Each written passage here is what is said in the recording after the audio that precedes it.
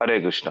तर पहिले जे दोन श्लोक आहेत ते गाऊयात आपण आणि त्यानंतर आपण तिसरा श्लोक जो आहे त्याची चर्चा जी आहे ती सुरुवात करूया. सुरुवातीला ओम नमो भगवते वासुदेवाय. ओम नमो भगवते वासुदेवाय. ओम नमो भगवते वासुदेवाय. ओम नमो भगवते वासुदेवाय. जन्मादस्य यतोऽन्वयात् इतरश्चार्थेषु अभिज्ञस्वराट् तेने ब्रह्महृदय आदिकवये मुह्यन्ति यत्सूरया. तेजो वारिमृदा यथा विनिमयो यत्र त्रिसर्गो मृषा धाम्ना स्वेन सदा निरस्तकुहकं सत्यं परं धीमहि. श्लोक क्रमांक 2. धर्म प्रोजित कैतवोत्र परमो निर्मत्सराणां सताम् वेद्यं वास्तवमत्र वस्तु शिवदं तापत्रयोन्मूलनम्. श्रीमद्भागवते महामुनिकृते किं वा परैरीश्वर सद्यो रुद्ध अवरुध्यते कृतिभिः शुश्रूषुभिः तत्क्षणात्. त्यानंतर आजचा श्लोक श्लोक क्रमांक 3. निगमकल्पतरोर्फलितं गलं निगमकल्पतरोर्फलितं निगमकल्पतरो गलितं फलं सुखमुखादमृतसंयुतं पिबत भागवतं रसमालयं मुहुरहो रसिका भुवि भावुका. पुन्हा दोनदा आपण दोनदा गाऊयात हा श्लोक आज. निगमकल्पतरोर्गलितं फलं सुखमुखाद अमृतद्रव्यसंयुतं पिबत भागवतं रसमालयं मुहुरहो रसिका भुवि भावुका. निगमकल्पतरोर्गलितं फलं सुखमुखादमृतद्रव्यसंयुतं पिबत भागवतं रसमालयं मुहुरहो रसिका भुवि भावुका. तर आतापर्यंत आपण चर्चा केलेले संबंध, अभिधेय आणि आज आपण चर्चा करणार आहोत ती म्हणजे प्रयोजनाची. संबंधामध्ये आपण पाहिलं कशा प्रकारे भागवतम जे आहे त्याचे स्त्रोत आहेत किंवा त्याचे ध्येय जे आहे हे कृष्ण प्रेम प्राप्तीचं आहे, कृष्णाला प्राप्त करण्यासाठी आहे. आणि भागवतम जे आहे हे पूर्णपणे परमसत्य, ज्याला आपण सत्यम परम धीमहि या गायत्री मंत्राद्वारे आपण सुरुवात केली. आणि ते सत्य जे आहे हे स्वतः वासुदेव कृष्ण हे आहेत, ज्याची सुरुवात जी आहे ही ओम नमो भगवते वासुदेवाय याच्याद्वारे भगवान वासुदेव म्हणजे कृष्ण यांच्याबद्दल चर्चा करण्यात आलेली आहे. आपण पाहिलंय की या भागवतामध्ये 10वा स्कंद जो आहे अतिशय प्रमुख आहे आणि त्या 10व्या स्कंदापर्यंत पोहोचण्यासाठी आपल्याला त्या आधीची जी तयारी आहे, ते तो जो रस आहे त्या रसाचं आस्वादन करण्यासाठी, ते प्रेम जे आहे ह्या प्रेमाच्या आस्वादनासाठी आपल्याला हे सत्य काय आहे हे पाहणं गरजेचं आहे. हे सत्य जे आहे परमसत्य याचे 3 प्रकार आहेत: ब्रह्मन, परमात्मा आणि भगवान. तर त्या प्रकारे आपण पाहिलं की कशा प्रकारे ब्रह्मन, परमात्मा आणि भगवान, त्यात भगवान जो आहे हा उच्चतर स्तर आहे. आणि या श्लोकाद्वारे आपण सत्य म्हणजे परम पुरुषोत्तम भगवान श्रीकृष्ण यांच्याबद्दल जाणण्याचा प्रयत्न केलेला आहे, जे स्वराट आहेत, जे अभिज्ञ आहेत, जे सर्व कारणांचे कारण आहेत. त्यांच्या मायाशक्ती जी आहे त्यांच्या अधीनतेमध्ये आहे आणि सर्व गोष्टींवरती नियंत्रण त्यांचं आहे. डायरेक्टली किंवा इनडायरेक्टली त्यांचं पूर्णपणे ह्या गोष्टीवरती प्रत्यक्ष किंवा अप्रत्यक्षरित्या ते सर्व ठिकाणी उपस्थित आहेत. अशा परमपुरुष भगवंत श्रीकृष्ण यांचं इथे परमसत्य म्हणून ओळख करून देण्यात आली आहे. तर आपल्याला संबंध याच्याबरोबर ओळख झालेली आहे आणि ही ओळख झाल्यानंतर आपण पुढे पाहतोय कशा प्रकारे धर्म काय आहे हे जाणून घेणं गरजेचं आहे. तो धर्म म्हणजे भागवत धर्म आहे आणि ह्या भागवत धर्म जो आहे हा अतिशय महत्वाचा आहे. त्या भागवत धर्मामध्ये श्रीमद भागवतम हा ग्रंथ अतिशय महत्वाचा आहे, ज्या ग्रंथामध्ये धर्म, अर्थ, काम आणि मोक्ष याच्या पलीकडे जाऊन आपल्याला सर्व ज्ञान देण्यात आलेलं आहे. दोन देना हे धर्म, अर्थ, काम आणि मोक्ष याच्या पलीकडे जाऊन सर्व ज्ञान देण्यात आलेलं आहे, म्हणजे भक्तीचं, शुद्ध भक्तीचं ज्ञान इथे देण्यात आलेलं आहे. हे भागवतम जे आहे हे परमसत्य आहे. हे सर्व सत्यांमध्ये परम, अत्र परम, सर्वात परम आहे, महान आहे. आणि या भागवतम जे आहे हे ज्या अशा व्यक्तीला समजू शकतो, अशा भक्ताला समजू शकतं, फक्त भक्तांनाच समजू शकतं ज्यांचं हृदय जे आहे हे निर्मत्सरानाम आहे, कशाही प्रकारचं मत्सर त्यांच्या हृदयात नाहीये. आणि हे भागवतम जे आहे हे सर्व भ्रमातून व्यक्तीला दूर करून सर्वांचं शुभ चिंतन असं हे भागवतम आहे. हे भागवतम जे आहे, श्रीमद भागवते महामुनी कृते किंवा परेरीश्वर सद्यो वृद्ध अवरुद्धती कृतवी सुश्रुतभिस्तक्षणात, हे सांगून सांगितले की हे श्रीमद भागवतम जे आहे हे श्रील व्यासदेवांच्या अतिशय उच्च भावामध्ये परिपक्व स्थितीमध्ये त्यांनी हे बनवलेलं भगवंतांच्या साक्षात्कारात त्यांनी हा लिहिलेला ग्रंथ आहे. आणि त्यामुळे या ग्रंथाव्यतिरिक्त दुसऱ्या कुठल्याही ग्रंथाची गरज नाहीये. आपल्याला फक्त आणि फक्त श्रीमद भागवताचं अध्ययन करायचं आहे. जे अध्ययन केल्यानंतर आपल्या हृदयामध्ये भगवंत कृष्णांबद्दल प्रेम जागृत होणार आहे. आणि असं प्रेम जागृत होणार आहे जे त्वरित जागृत होणार आहे जेव्हा व्यक्ती हे श्रीमद भागवताचं श्रवण जे आहे हे अतिशय नम्रतेने आणि अतिशय तीव्रतेने याचा स्वीकार करणार आहे. आणि त्यामुळे श्रीमद भागवतम ग्रंथ जो आहे हा अतिशय महत्वाचा ग्रंथ आहे, जेणेकरून हे जे आपण अध्ययन करत आहोत त्याच्यामुळे हृदयामध्ये त्वरित कृष्ण प्रेम जागृत होणार आहे. आणि हृदयातले सर्व कल्मश, विशेष करून जी मत्सर ईर्ष्या जी आहे ती व्यक्तीच्या हृदयातून पूर्णपणे दूर होणार आहे. तर त्यामुळे श्रीमद भागवतम ग्रंथ हा अतिशय विशेष आहे. आता आपण तिसऱ्या श्लोकात पाहणार आहोत की हा विशेष कसा, आणखीन विशेष कसा झाला. आता ह्याच्या आधी पाहिलं की परमसत्य कृष्ण आणि श्रीमद भागवतम याच्यात काहीही फरक नाहीये. हे स्वतः स्वयं भगवान कृष्ण आहेत, नारायण आहेत. हे भगवंतांचं कृष्णाचं विस्तार रूप आहे. आपण पाहिलं मागच्या वेळेस की कशा प्रकारे श्रीमद भागवतम स्वतः याचं गुणगान करतं की भागवतम जे आहे हे स्वतः भगवंतांचं अंग आहे. तर हे भगवंतांचं जे सुंदर शरीर आहे, हे जे सुंदर भगवंतांचं पूर्ण सर्वांग जे आहे हे कमळा समान आहे आणि अतिशय आकर्षक आहे. आणि त्याच प्रकारे भागवतमही आकर्षक आहे. त्यानंतर हे भागवतम जे आहे हे नारद मुनींकडून व्यासदेवांना सांगण्यात आलं की तुम्ही कृपया या भागवताचं, इतिहासात आपण पाहिलं की नारद मुनींनी सांगितलं की भागवताचं श्रवण करा. तर हे ज्ञान जे आहे हे कृष्णाकडून ब्रह्मांना, आपण पाहिलं की कशा तेने ब्रह्म हृदय आदि कवये मुह्यंती यत् सूरया, याच्याद्वारे पाहिलं की कशा प्रकारे भगवंतांनी, कृष्णांनी हे स्वतः ज्ञान जे आहे हे ब्रह्माजींना दिलं. ब्रह्माजींनी हे पुढे नारद मुनींना दिलं. आणि त्यानंतर नारद मुनींनी हे पुढे जे आहे हे व्यासदेवांना सांगितलं की आपण ह्याचं लिखाण करा. व्यासदेवाने जेव्हा ह्याचं पूर्ण सविस्तरपणे वर्णन केलं आणि त्यानंतर हे ज्ञान जे आहे हे व्यासदेवांचे पुत्र म्हणजे सुखदेव गोस्वामी यांच्या मुखमंडलातून बाहेर आलेलं ज्ञान आहे. आणि त्यामुळे हे हे एक परंपरेतून आलेलं ज्ञान आहे. आणि असं परंपरेतून आलेलं जे ज्ञान आहे ते ज्ञान अतिशय रसमय आहे. एक रसाळ फळाप्रमाणे आहे. सध्या आंब्याचा सध्या सीझन चालू आहे आणि गोड गोड हापूस, पायरी, वेगवेगळ्या प्रकारचे आंबे खायला आपल्याला आवडतात. आणि ते रसाळ आंबे जे आहेत ते खाताना त्याचं असं आपण आस्वादन करतो. तशा प्रकारचं आस्वादन जे आहे आपण करू शकतो, कारण हे एका परंपरेतून आलेलं ज्ञान आहे. आणि त्यामुळे आता आपल्याला संबंध, अभिधेय आणि त्यानंतर कळालं हे ते म्हणजे प्रयोजन, की आपल्याला कशा प्रकारे आपलं जे परम ध्येय जे आहे ते प्राप्त होऊ शकतं जेव्हा आपण श्रीमद भागवताचं ग्रहण करू, त्याचा रस जो आहे तो घेऊ शकू. तर हा रस इथे आपल्याला प्राप्त होत आहे परमसत्याचं, किंवा श्रीमद भागवतमद्वारे आपल्याला सर्वात जे परिपक्व फळ आहे, अतिशय गोड असा रस जो आहे हा प्राप्त होणार आहे. पाहूयात आपण. निगम कल्पतरोर फलितम गलम, निगम कल्पतरोर गलितम फलम सुखमुखाद अमृत द्रव्य संयुतम पिबत भागवतम रसमालयम मुहुर्हो रसिका भुवि भाविका. भाषांतर. हे तज्ज्ञ आणि विचारी मनुष्य हो, तुम्ही या श्रीमद भागवताचे आस्वादन करा, रुची घ्या. श्रीमद भागवताचे आस्वादन करण्यात रुची घ्या.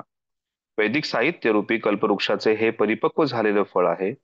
श्री सुखदेव गोस्वामींच्या अधरातून निघालेले हे अमृत आहे. म्हणून हे रसामृत जरी मुक्त पुरुषासह सर्वांसाठी अगोदरच आस्वादनीय होते, तरीही हे फळ आता अधिकच रुचकर झालेले आहे. तर हे श्रीमद भागवतम जे आहे हे सुखदेव गोस्वामींच्या आधीही सर्वांना होतं, पण तरीही श्रीमद भागवतम जेव्हा सुखदेव गोस्वामींनी त्याचं आस्वादन केलं तर त्या आस्वादनानंतर हे अतिशय रसमय झालेलं आहे. जसं आपण उदाहरण पाहतो की एखादा पेरूचं फळ आहे आणि त्या पेरूच्या फळाला जेव्हा पोपटाची चोच लागते तर त्यावेळेस ते पेरू जो आहे हा अतिशय स्वादिष्ट लागतो, तो अतिशय गोडवा येतो त्याच्यामध्ये. तर तशाच प्रकारे सुखमुखाद अमृत द्रव्य संयुतम. जेव्हा हे श्रीमद भागवतम हे जे फळ आहे, हे फळ जेव्हा सुखदेव गोस्वामींनी जेव्हा त्याचं आस्वादन केलं आणि जेव्हा सुखदेव गोस्वामींच्या मुखमंडळातून हे जेव्हा प्राप्त होतं, तर त्यावेळेस हे फळ जे आहे हे अतिशय स्वादिष्ट लागतंय. त्यामुळे ज्या फळाला श्रीमद सुखदेव गोस्वामींचे ओठांचा स्पर्श झालेला आहे, सुख मुखाद अमृत द्रव्य संयुतम, हे अतिशय स्वादिष्ट झालंय. कारण याला श्रीमद भागवतमला सुखदेव गोस्वामींच्या ओठातून त्याचं वर्णन करण्यात आलेलं आहे. जशा प्रकारे एखाद्या फळाला एखादा पक्षी, विशेष करून पोपट, स्पर्श करतो, तर त्यावेळेस त्याचा स्वाद जो आहे हे अतिशय वाढतो, किंवा आपल्याला माहित कळतं की बाबा हे फळ जे आहे अतिशय स्वादिष्ट आहे. तर तर आपल्याला सर्वांना माहिती आहे, सुखदेव गोस्वामी जे आहेत हे श्रीमती राधाराणीचे विशेष संदेशवाहक म्हणजे सुख नावाचे पोपट आहेत गोलोक वृंदावनातले. आणि त्या सुखदेव गोस्वामींना या ह्या पूर्ण लीलांचं त्यांनी आस्वादन घेतलेलं आहे नेहमी. आणि ते सुखदेव गोस्वामी हा महत्वाचा संदेश आपल्या सर्वसामान्यांपर्यंत, सर्व जीवात्म्यांपर्यंत पोहोचवण्याचा प्रयत्न करतात. तर या श्लोकाद्वारे आपल्याला समजते की कशा प्रकारे हे ज्ञान जे आहे हे परंपरेतून आलेलं आहे, आणि हे एक परिपक्व रस जो आहे हा रस आपल्यापर्यंत इथे प्राप्त झालेला आहे, आणि त्यामुळे या श्लोकाला प्रयोजन असं म्हटलं जातं. तात्पर्य वाचूयात आपण काही भाग.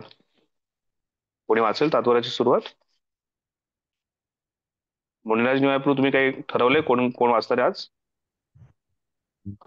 नाही प्रभूजी, आता मी क्रिएट करतोय व्हॉट्सअप ग्रुप, अजून केलेलं नाहीये, पण करणार आहे प्रभूजी आज.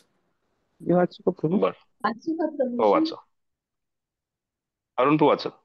प्रभूजी आज लोक टाकत जाणं ते नवीन क्रिएट करायची गरज नाही. तात्पर्य श्रील प्रभुपाद श्रील भक्त सिद्धांत सरस्वती ठाकूर महाराजांचे. पूर्वीच्या दोन श्लोकात असे सिद्ध केले आहे की श्रीमद भागवत हे उदात्त वाङ्मय आहे, कारण त्याच्या दिव्य गुणांनी इतर सर्व वैदिक धर्म ग्रंथामध्ये हे वाङ्मय सर्वश्रेष्ठ आहे. सर्व सांसारिक कर्मे आणि सांसारिक ज्ञान यांच्यापेक्षा ते उच्चतर आहे. या श्लोकात असे म्हटले आहे की श्रीमद भागवत हे केवळ श्रेष्ठ प्रकारचे वाङ्मयच नाही, तर ते सर्व वैदिक वाङ्मयाचे परिपक्व असे फळ आहे. दुसऱ्या शब्दात सांगवायचे तर ते सर्व वैदिक ज्ञानाचे सार आहे. हे सर्व विचारात घेऊन त्याचे शांतपणे व नम्रतापूर्वक श्रवण करणे ही गोष्ट निश्चितच फार महत्वाची आहे. मोठ्या आदराने व लक्षपूर्वक श्रीमद भागवताच्या संदेशाचे श्रवण करावे आणि आणि त्यात दिलेल्या शिकवणुकीचा स्वीकार करावा. दुसऱ्या कंटिन्यू करा.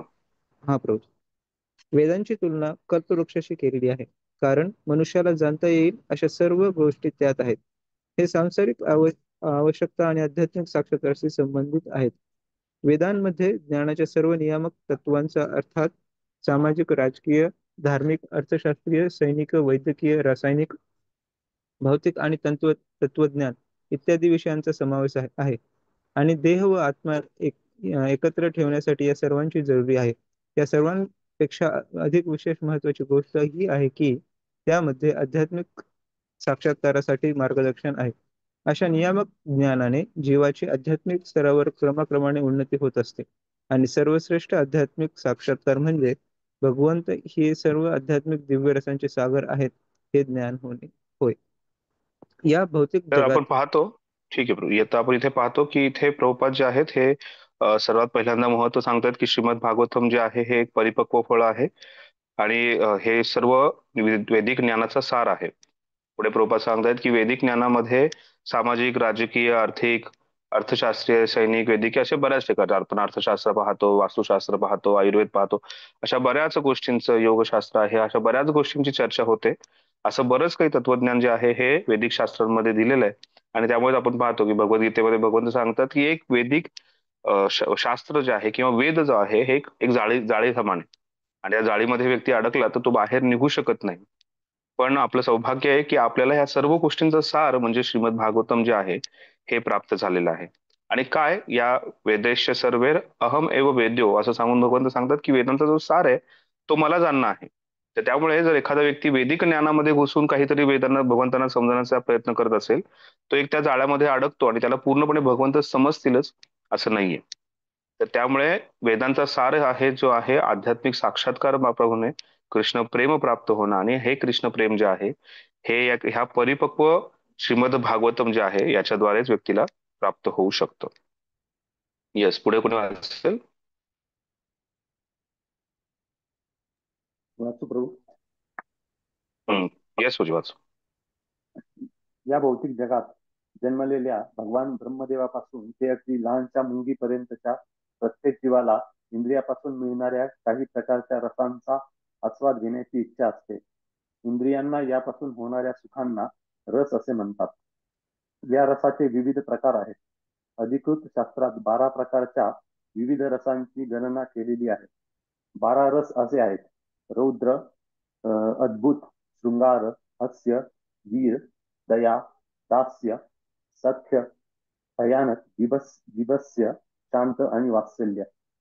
या सर्व रसांचा तर इथे रसांच्या आस्वादनाची चर्चा करतायत. म्हणजे हे प्रयोजन जे आहे, रस जो आहे, एखादं म्हणजे फळ जे आहे, या फळाबद्दल आपण माहिती ऐकू शकतो की हा आंबा जो आहे त्याची कोय लावल्यानंतर आंबा जो येतो हा वेगवेगळ्या कोणत्या प्रकारचा आंबा आहे, हा केशरी आंबा आहे, हा पायरी आंबा आहे, हा हापूस आंबा आहे, अशा वेगवेगळ्या प्रकारचा आपण चर्चा होते की आंबा अशा प्रकारचा असतो, आंब्यामध्ये अशा गोष्टी असतात. पण नंतर मग आंब्याची जी चव आहे त्या चवीबद्दलही चर्चा केली जाते. तशीच कृष्ण प्रेम प्राप्ती झाल्यानंतर व्यक्ती जो आहे किंवा भगवंत कृष्णाशी वेगवेगळ्या रसांद्वारे त्यांचे भक्त जे आहे हे आस्वादन करतात किंवा वेगवेगळ्या रसाद्वारे रसास्वादन होतं. त्यांचा जो वार्तालाप आहे किंवा त्यांचा जो संबंध जो आहे ह्या रसाद्वारे स्थापित होतो. तर इथे प्रभुपाद जे आहेत हे 12 प्रकारचे रस जे आहे त्याचं आस्वादन करतात. आपण भक्ती रसामृत सिंधू या ग्रंथामध्ये सुद्धा या 12 रसांची आधी आपण शिकलेलोच आहोत. त्यात प्रामुख्याने 5 प्रमुख रस आहेत. आपल्या सर्वांना माहिती आहे: शांतरस, दास्यरस, साख्यरस, त्यानंतर वात्सल्य रस आणि माधुर्य रस. त्यात सर्व उच्च कोटीचा रस जो आहे हा माधुर्य रस म्हणून मानला जातो. त्याच्या व्यतिरिक्त आणखीन बाकीचे 7 रस आहेत. तर 5 प्रमुख रस आहेत: शांत, दास्य, साख्य, वात्सल्य आणि माधुर्य. आणि त्याच्यानंतर बाकीचे 5 रस आहेत. त्याच्यात रौद्र, अद्भुत, शृंगार रस, हास्यरस, वीररस, त्यानंतर दया, भयानक आणि विभत्स असे बाकीचे 7 रस आहेत. तर या 7 रसांची ही चर्चा करण्यात येतं. जसं आपण पाहतो की वीर्यरस, भगवतांना वीरता जी आहे ती अनुभवायची होती. आणि त्यानंतर आपण भागवतामध्येच त्याचं वर्णन येणार आहे की कशा प्रकारे भगवंतांचे 2 सेवक जय आणि विजय यांच्याबरोबर त्यांना शाप मिळाला आणि शाप मिळाल्यानंतर 3 जन्मांसाठी त्यांना जो आहे या राक्षस कुटुंबामध्ये जन्म घ्यावा लागला. राक्षस परिवारात जन्म घेतल्यानंतर कशा प्रकारे त्यांनी भगवंतांशी वीर्य रसामध्ये आस्वादन केलं. तशाच प्रकारे हास्य रस, अद्भुत रस, शृंगार रस, रौद्र, दया आणि भयानक, विभत्स असे वेगवेगळ्या प्रकारचे जे रस आहेत या रसांमध्ये भक्तांचं आणि भगवंतांचं रसास्वादन होतं. त्यांचा संबंध येतो. त्यात जे प्रमुख 5 रस आहेत त्याच्यामध्ये विशेष करून माधुर्य रस जे आहे या रसावरती जे गौडीय वैष्णव जे आहे त्यांचा जास्तीत जास्त भर आहे. आणि या माधुर्य रसामध्ये भगवंत त्यांच्या भक्तांबरोबर विशेष करून गोपींबरोबर जे प्रेमाचं आस्वादन केलेलं आहे, ज्याला अतिशय उच्च कोटीचं किंवा भागवताचं शिरोमणी असं मानलेलं आहे. तर हा रसाचं आस्वादन जे आहे इथे या श्रीमद भागवतमध्ये होणार आहे. आणि या रसाचं आस्वादन जे आहे हे सुखदेव गोस्वामींनी केलेलं आहे. आणि हे सुखदेव गोस्वामींनी रसाचं आस्वादन करून हे अतिशय स्वादिष्ट परिपक्व फळ जे आहे आपल्यापर्यंत दिलं. हे श्रीमद भागवतम याचं गुणगान करताना सांगण्यात येतं की एखादं फळ जे आहे हे त्याच्या ह्याच्यापासून जर दांडीपासून जर पडलं तर पडल्यानंतर ते जमिनीवर पडतं. जमिनीवर पडल्यानंतर ते फुटू शकतं किंवा ते त्याचा रस जो आहे, त्याचा स्वाद जो आहे हा कमी होऊ शकतो किंवा काहीतरी खराब होऊ शकतं ते. पण हे असं फळ आहे की जेव्हा ते त्या वृक्षातून खाली पडलं, ते आपल्यापर्यंत आलेलं आहे, या भौतिक जगतात आलेलं आहे, तरीही त्याच्यात कसल्याही प्रकारचं खराबी आलेली नाहीये. त्याशाही ते फळ जे आहे अतिशय स्वादिष्ट आहे. आणि हे असण्याचं कारण काय आहे? कारण हे परंपरेतून आलेलं फळ आहे. आपण पाहिलं भगवंत कृष्ण स्वतः हे फळ हा जो रस जो आहे हा नारद मुनी, त्यानंतर ब्रह्माजी, त्यानंतर नारद मुनी, त्यानंतर व्यासदेव आणि व्यासदेवानंतर सुखदेव गोस्वामी जे आहेत त्यांच्याकडे दिले. आणि पुढच्या श्लोकात आपण पाहणार आहोत की कशा प्रकारे सुखदेव गोस्वामींकडून हे ज्ञान सुत गोस्वामी, त्यानंतर शौनक ऋषी जे आहे त्या शौनक ऋषींपर्यंत हे ज्ञान जे आहे हे पोहोचलेलं आहे. आणि त्यामुळे हे परंपरेतून आलेलं जे ज्ञान आहे हे ज्ञान जे आहे हे अतिशय स्वादिष्ट आहे. हे जे ज्ञान जे आहे हे कशाही प्रकारचा त्याच्यामध्ये भंग नाहीये, कशाही प्रकारचं कोणाचंही मनोकल्पना त्याच्यामध्ये नाहीये. हे ज्ञान जे आहे हे आपल्यापर्यंत प्राप्त झालेलं. पुढे प्रभुपाद आपल्याला सांगतात की कशा प्रकारे हे सर्व रसांचा निष्कर्ष स्नेह किंवा प्रेम आहे. आणि प्रारंभी प्रेमाची अशी लक्षणे आराधना, सेवा, मैत्री, वात्सल्य आणि माधुर्य यात प्रकट होतात.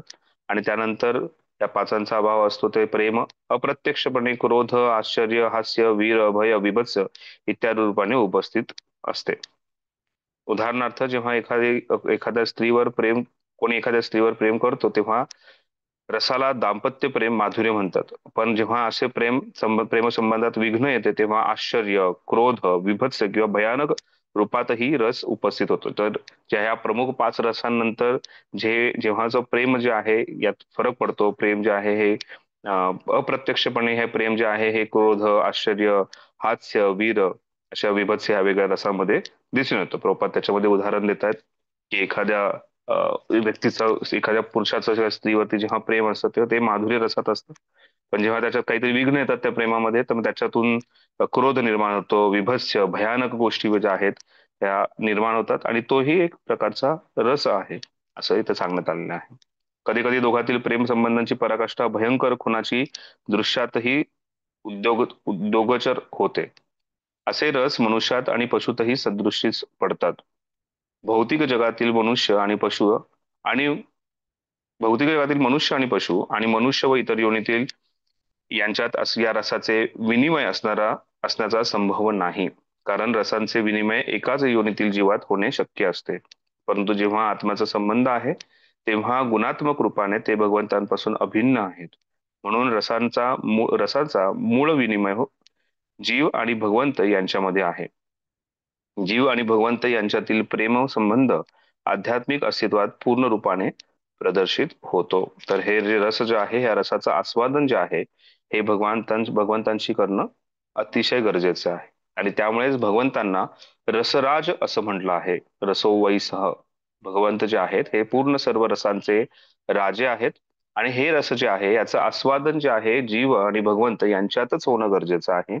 जेव्हा तो जीवात्मा इथे रसांचं आस्वादन करतो तर त्यावेळेस त्यातून काहीतरी विक्षिप्त निर्माण होण्याचा किंवा त्रासदायक निर्माण होण्याचा संभव असतो. पण रसाचा जो राजा आहे, रसराज आहे, तो रसराज भगवंत श्रीकृष्ण यांच्याशी जेव्हा संबंध येतो तर त्यावेळेस जो रस आहे त्यात तो व्यक्ती जो आहे हा अतिशय त्याच्यात वृद्धी होत त्या रसामध्ये आणखीन तो ओतप्रोत होत असतो. तर श्रुतीशास्त्रात पुरुषोत्तम भगवंतांना रसराज म्हणून उल्लेखण्यात आलेला आहे. जेव्हा कोणी भगवंतांशी संबंध होतो तेव्हा भगवंतांच्या त्यांच्या स्वभावता रसाचा विनिमय होतो तेव्हा वास्तविकपणे जीव सुखी होतो. तर या रसाच्या आस्वादनाने व्यक्ती जो आहे हा सुखी व्हायला हवा. तर या भौतिक शरीरातील जे संबंध आहेत त्यातून नेहमीच सुख प्राप्त होईल असं नाहीये. आणि जर व्यक्तीला पूर्ण सुख प्राप्त करायचं असेल तर त्यावेळेस त्या व्यक्तीला रसराज कृष्ण जे आहेत यांच्याशी या रसांचं आस्वादन करणं गरजेचं आहे. पुढे प्रभुपाद सांगतात हे श्रुतिमंत असे दर्शवतात की जीवांची भगवंतांबरोबर संबंधांची एका विशिष्ट प्रकारच्या रसाची देणगी प्राप्त असलेली स्वभाव सिद्ध स्थिती आहे. केवळ मुक्तावस्थेतच या मुळाचा रस पूर्णपणे अनुभवास येतो. प्राकृत रस हा विकृत रसा स्वरूपात अनुभवास येतो आणि तो क्षणिक असतो. म्हणून भौतिक जगतातील रस क्रोधाती भौतिक रूपात प्रकट होतात. तर हे रसाचं जेव्हा आस्वादन केलं जातं ते रसाचं आस्वादन जे आहे जेव्हा आपण भगवंतांची प्राप्ती करू, जेव्हा आध्यात्मिक जगताची प्राप्ती करू तेव्हाच पूर्णत्वाने आपण त्याचा आस्वादन अनुभव जो आहे आपण करू शकतो. किंवा जे शुद्ध भक्त जे आहेत तेच भक्त भगवंतांच्या या रसाचा आस्वादन करू शकतो. आणि त्यामुळेच हे रस प्राप्ती करणे हे आपलं ध्येय आहे. या कृष्ण प्रेम प्राप्ती या प्रेमाचा जो रस आहे या प्रेमाचा रस जो आहे त्याची प्राप्ती करणं हे आपलं ध्येय आहे. आणि त्यासाठीच आपले प्रयत्न असणं गरजेचं आहे. म्हणून जेव्हा इथे या अमृत द्रव्य संयुतम हा शब्द जेव्हा येतो किंवा भागवतम रसम आलयम पिबत भागवतम रसम आलयम याची जेव्हा चर्चा होते तर त्यातून आपल्याला समजतं की हा श्लोक जो आहे हा जीवनाचं ध्येय आहे किंवा आपल्या कृष्ण प्रेमाचं ध्येय आहे आणि ते ध्येय प्राप्त आपण करणं गरजेचं आहे. पुढे आपण पाहतो किंवा श्री विश्वनाथ चक्रवर्ती ठाकूर याचं वर्णन ह्या फळाचं या श्रीमद भागवतम कशा प्रकारचं एक रसाळ फळ आहे याचं वर्णन करतात. तर ते सांगतात की हे रस जे आहे याचं आपल्याला आस्वादन करायचंय. आणि हे आस्वादन करत असताना कसल्याही प्रकारचे विघ्न आपल्याला येणार नाहीये, म्हणजे किंवा कसल्याही प्रकारची अडचण नसणार आहे. एखादं फळ आता आपण खातो, जेव्हा आंब्याचं वर्णन केलं की आंबा जो आहे त्याच्यावरती त्याची कातडी असते, त्याच्या आतमध्ये कोय असते. तर हे असं फळ आहे की या फळामध्ये ना कातडी आहे ना कोय, हे असं फक्त त्याचा एक सार आहे. आणि तो आपल्याला फक्त आस्वादन करायचा आहे काय. हे जेव्हा आस्वादन करतो त्यावेळेस कसल्याही प्रकारची अडचण आपल्याला येणार नाहीये. आणि त्यामुळे हे परिपक्व फळ आहे, त्याला आपण आनंदाने याचं आस्वादन करणं गरजेचं. हे आस्वादन करत असताना दोन महत्वाच्या गोष्टी प्रभुपादांनी पहिल्या पॅराग्राफमध्ये सांगितलेल्या आहेत. हे आस्वादन करत असताना व्यक्तीला शांतपणे आणि नम्रतेने याचा स्वीकार करणं गरजेचं आहे.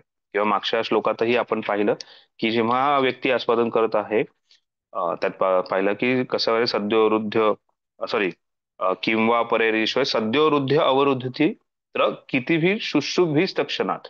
तर शुश्रुभित तक्षणात या सांगितलंय की कशा प्रकारे तीव्रतेने, शांतपणे व्यक्तीने आणि अतिशय नम्रतेने याचा स्वीकार करणं हे गरजेचं आहे. आणि जेव्हा व्यक्ती नम्रतेने श्रवण करतो त्याचा अर्थ असा आहे की आपल्याला माहिती आहे, आपण चौथ्या अध्यायाच्या शेवटच्या श्लोकातही पाहिलंय भगवद्गीतेमध्ये की भगवंत सांगतायत की कोणतंही ज्ञान स्वीकार करण्यासाठी व्यक्तीला 3 विधींचं पालन करणं गरजेचं आहे.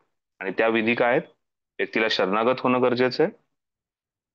त्यानंतर दुसरी गोष्ट आहे, त्या व्यक्तीला जे आहे हे ज्ञान स्वीकारण्यासाठी त्या प्रश्न विचारणं गरजेचं आहे. आणि त्यानंतर तिसरी गोष्ट जी आहे ही सेवा करणं गरजेचं आहे. तदविधी प्रणिपातेन परिप्रश्नेन सेवया. हे झाल्यानंतर काय होणार आहे, तो व्यक्ती जो आहे हे ज्ञान जे दर्शन आहे, या तत्वाचं जे दर्शन आहे त्या तत्वाचं दर्शन त्या व्यक्तीला होणार आहे.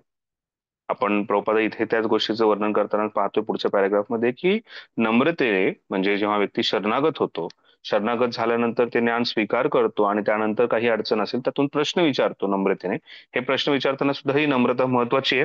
आणि तेव्हा त्या व्यक्तीला ती नम्रता करता कशातून दिसून येते, जेव्हा तो व्यक्ती सेवा करतो गुरूंची आणि भगवंतांची. त्या व्यक्ती जेव्हा सेवा करतो, ती सेवा केल्यानंतर तद्विधी प्रणिपातेन परिप्रश्नेन सेवया उपदेक्षन्ति ते ज्ञान, तेव्हा त्या व्यक्तीला ह्या ज्ञानाचं दर्शन होणार आहे. आणि हे कोणाकडून होणार आहे? जे तत्वदर्शी आहेत, त्या तत्वदर्शींनी ह्या ज्ञानाचं व्यवस्थित दर्शन केलंय अशा तत्वदर्शींकडून हे ज्ञान जे आहे हे प्राप्त होणार आहे. इथेही सुखदेव गोस्वामी, त्यानंतर व्यासदेव, नारद मुनी, ब्रह्माजी यांना या ज्ञानाचं दर्शन झालेलं आहे. हे तत्वदर्शी आहेत आणि या तत्वदर्शींकडून आपल्याला हे ज्ञान प्राप्त होणार आहे. तर ज्यावेळेस व्यक्ती अशा प्रकारे नम्रतेने याचं श्रवण करतो त्यावेळेस नक्कीच हा संदेश जो आहे, दिव्य संदेश, हा आपल्यापर्यंत इथे पोहोचणार आहे. इथे प्रभुपाद पुढे जे आहे कशा प्रकारे परंपरेतून हे ज्ञान आलेलं आहे आणि त्याच प्रकारे हे ज्ञान जे आहे आपल्यापर्यंत पोहोचवण्यात आलेलं आहे. त्यात प्रभुपाद सांगतायत पुढच्या पॅराग्राफमध्ये की हा दिव्य संदेश व्यासदेवांनी आपले पुत्र श्री सुखदेव गोस्वामी यांना दिला. सुखदेव गोस्वामी यांनी परीक्षित महाराजांना त्यांच्या मृत्यूपूर्वी 7 दिवसांपर्यंत श्रवण करविला. श्रील सुखदेव गोस्वामी हे जन्मापासूनच मुक्त पुरुष होते. मातेच्या गर्भात असताना सुद्धा ते मुक्त झालेले होते आणि आपल्या जन्मांतर त्यांना कोणत्याही प्रकारची आध्यात्मिक साधना करण्याची आवश्यकता नव्हती. जन्मतः कोणीही प्राणी सांसारिक किंवा आध्यात्मिक दृष्टीने पात्र नसतो. परंतु सुखदेव गोस्वामी हे पूर्णपणे मुक्त झालेले पुरुष असल्यामुळे त्यांना आध्यात्मिक साक्षात्कार करता कोणत्याही विधी नियमांचे क्रमातून जावे लागले नाही. तरी सुद्धा प्रकृतीच्या 3 गुणांच्या पलीकडे दिव्य अवस्थेत जरी ते स्थित झालेले होते व जरी ते पूर्ण मुक्त पुरुष होते, तरीही भगवंतांच्या दिव्य रसाकडे ते आकर्षित झाले होते. तरी भगवंतांच्या दिव्य रसाकडे ते आकर्षित झाले होते कारण भगवंतांची उपासना, आराधना, वैदिक मंत्रांचे गायन करण्याच्या मुक्त आत्म्यांकडून केली जाते. भगवंतांच्या लीला सांसारिक लोकांपेक्षा मुक्त जीवांना अधिक आकृष्ट करतात.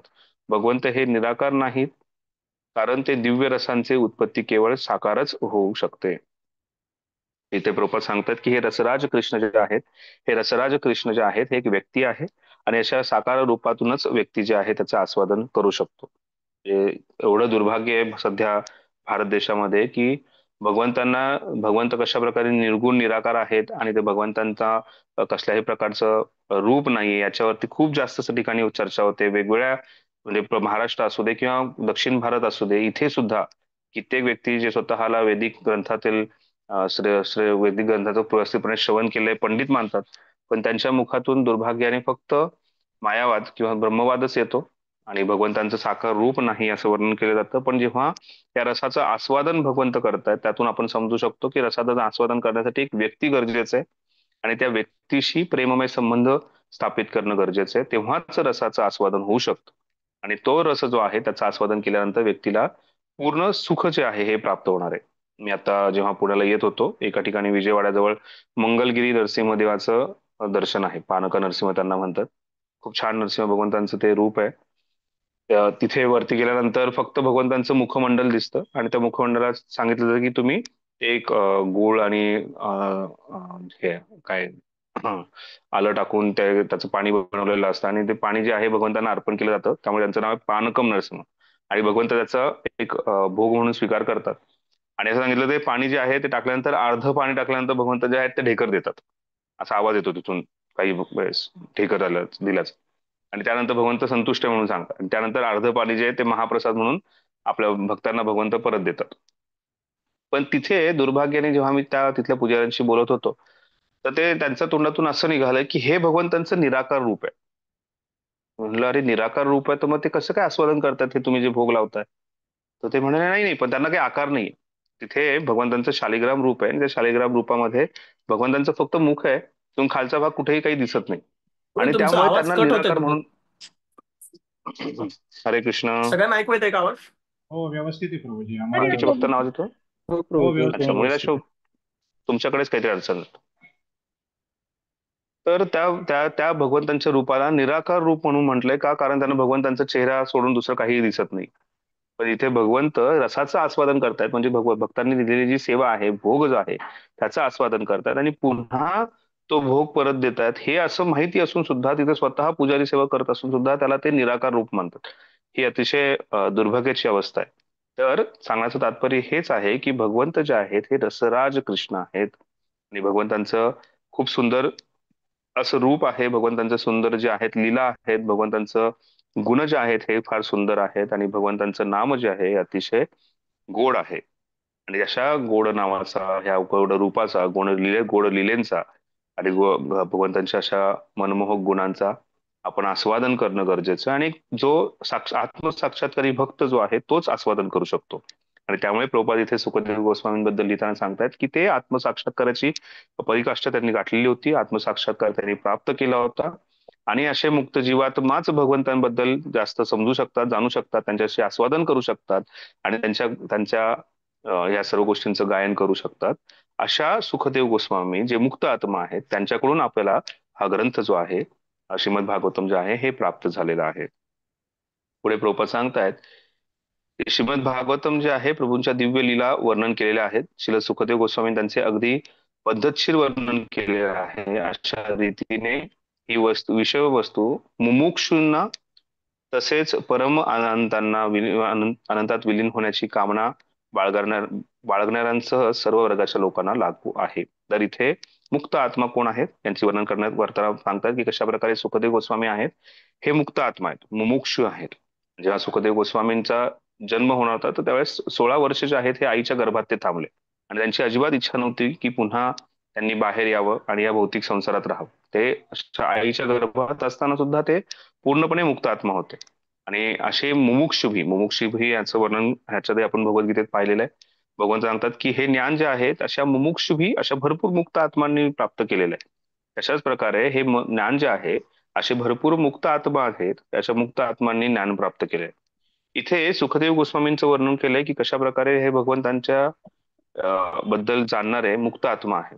त्यानंतर प्रभुपाद सांगतायत की परम अनंतात विलीन होण्याची कामना बाळगणाऱ्यांसर्व सर्व वर्गांच्या लोकांना हे ज्ञान प्राप्त होऊ शकतं, लागू होऊ शकतं. तर इथे जी ब्रह्मवादी आहेत ह्या ब्रह्मवादींची सुद्धा प्रभुपाद तुलना करतात की ब्रह्मन ही स्थिती सुद्धा काही कमी नाहीये. आपण बऱ्याच वेळा आपलं जेव्हा ब्रह्मवाद येतो किंवा मायावाद येतो, ऑब्व्हियसली मायावादाचं तर पूर्णपणे खंडन करतो किंवा मायावादामध्ये व्यक्ती जो आहे हा स्वतःला भगवंत मानतो. पण असे ब्रह्मवादी आहेत जे भगवंतांचं जे ब्रह्मण रूप आहे इथे इथपर्यंत पोहोचण्याची त्यांची क्षमता असते, ज्यांना सुद्धा मुक्त आत्मा म्हणून ओळखलं जातो. जसं आपण पाहतो निर्वाण एक एक संकल्पना आहे आणि निर्वाण या संकल्पनेमध्ये सांगितलं जातं की व्यक्ती जो आहे हा मुक्त होतो, किंवा असे कित्येक व्यक्ती जे आहेत हे फक्त मुक्तीची चर्चा करतात किंवा मुक्ती प्राप्त करण्याचा प्रयत्न करतात. मुक्ती प्राप्त करण्याचा प्रयत्न म्हणजे या भौतिक संसारातून ज्या काही आसक्ती आहेत त्यांपासून ते पूर्णपणे निरासक्त होतात. अशा भौतिक आसक्तींपासून पूर्णपणे निरासक्त झालेला व्यक्ती जो आहे हा परमसत्याला ब्रह्मन म्हणून जाणू शकतो आणि त्या ब्रह्मनमध्ये लीन होण्याची त्याची कामना असते. तर असा व्यक्ती जो आहे, हा व्यक्ती जो आहे त्याला सुद्धा हे ज्ञान प्राप्त झालं तर नक्कीच त्याला रसास्वादन करण्याची इच्छा व्यक्त होणार आहे.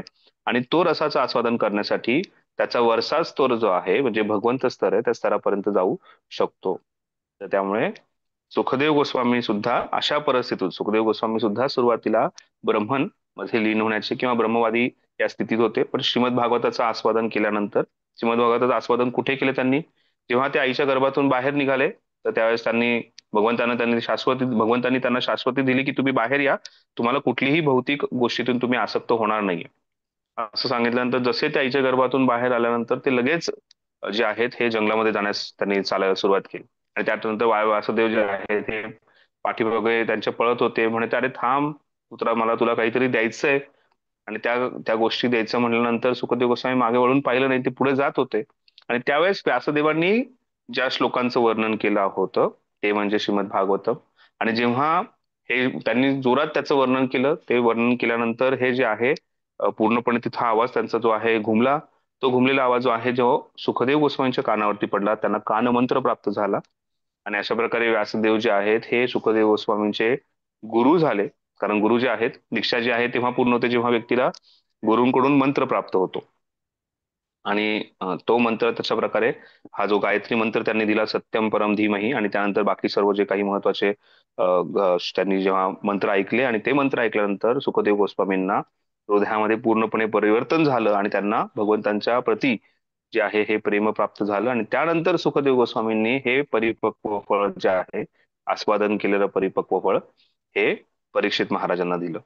आणि त्याचं वर्णन पुढे प्रभुपाद करतात की कशा प्रकारे संस्कृत भाषेत पोपटाला शुक नावाने ओळखतात. जेव्हा पूर्णपणे पिकलेले फळ या पक्षाच्या लाल चंचूद्वारे टोचले जाते तेव्हा त्या फळाचा स्वाद अधिक वाढतो. ज्ञानात परिपक्व झालेले वेदरूपी कल्पतरूचे फळ श्री सुखदेव गोस्वामींच्या मुखातून निसृत झालेले आहे.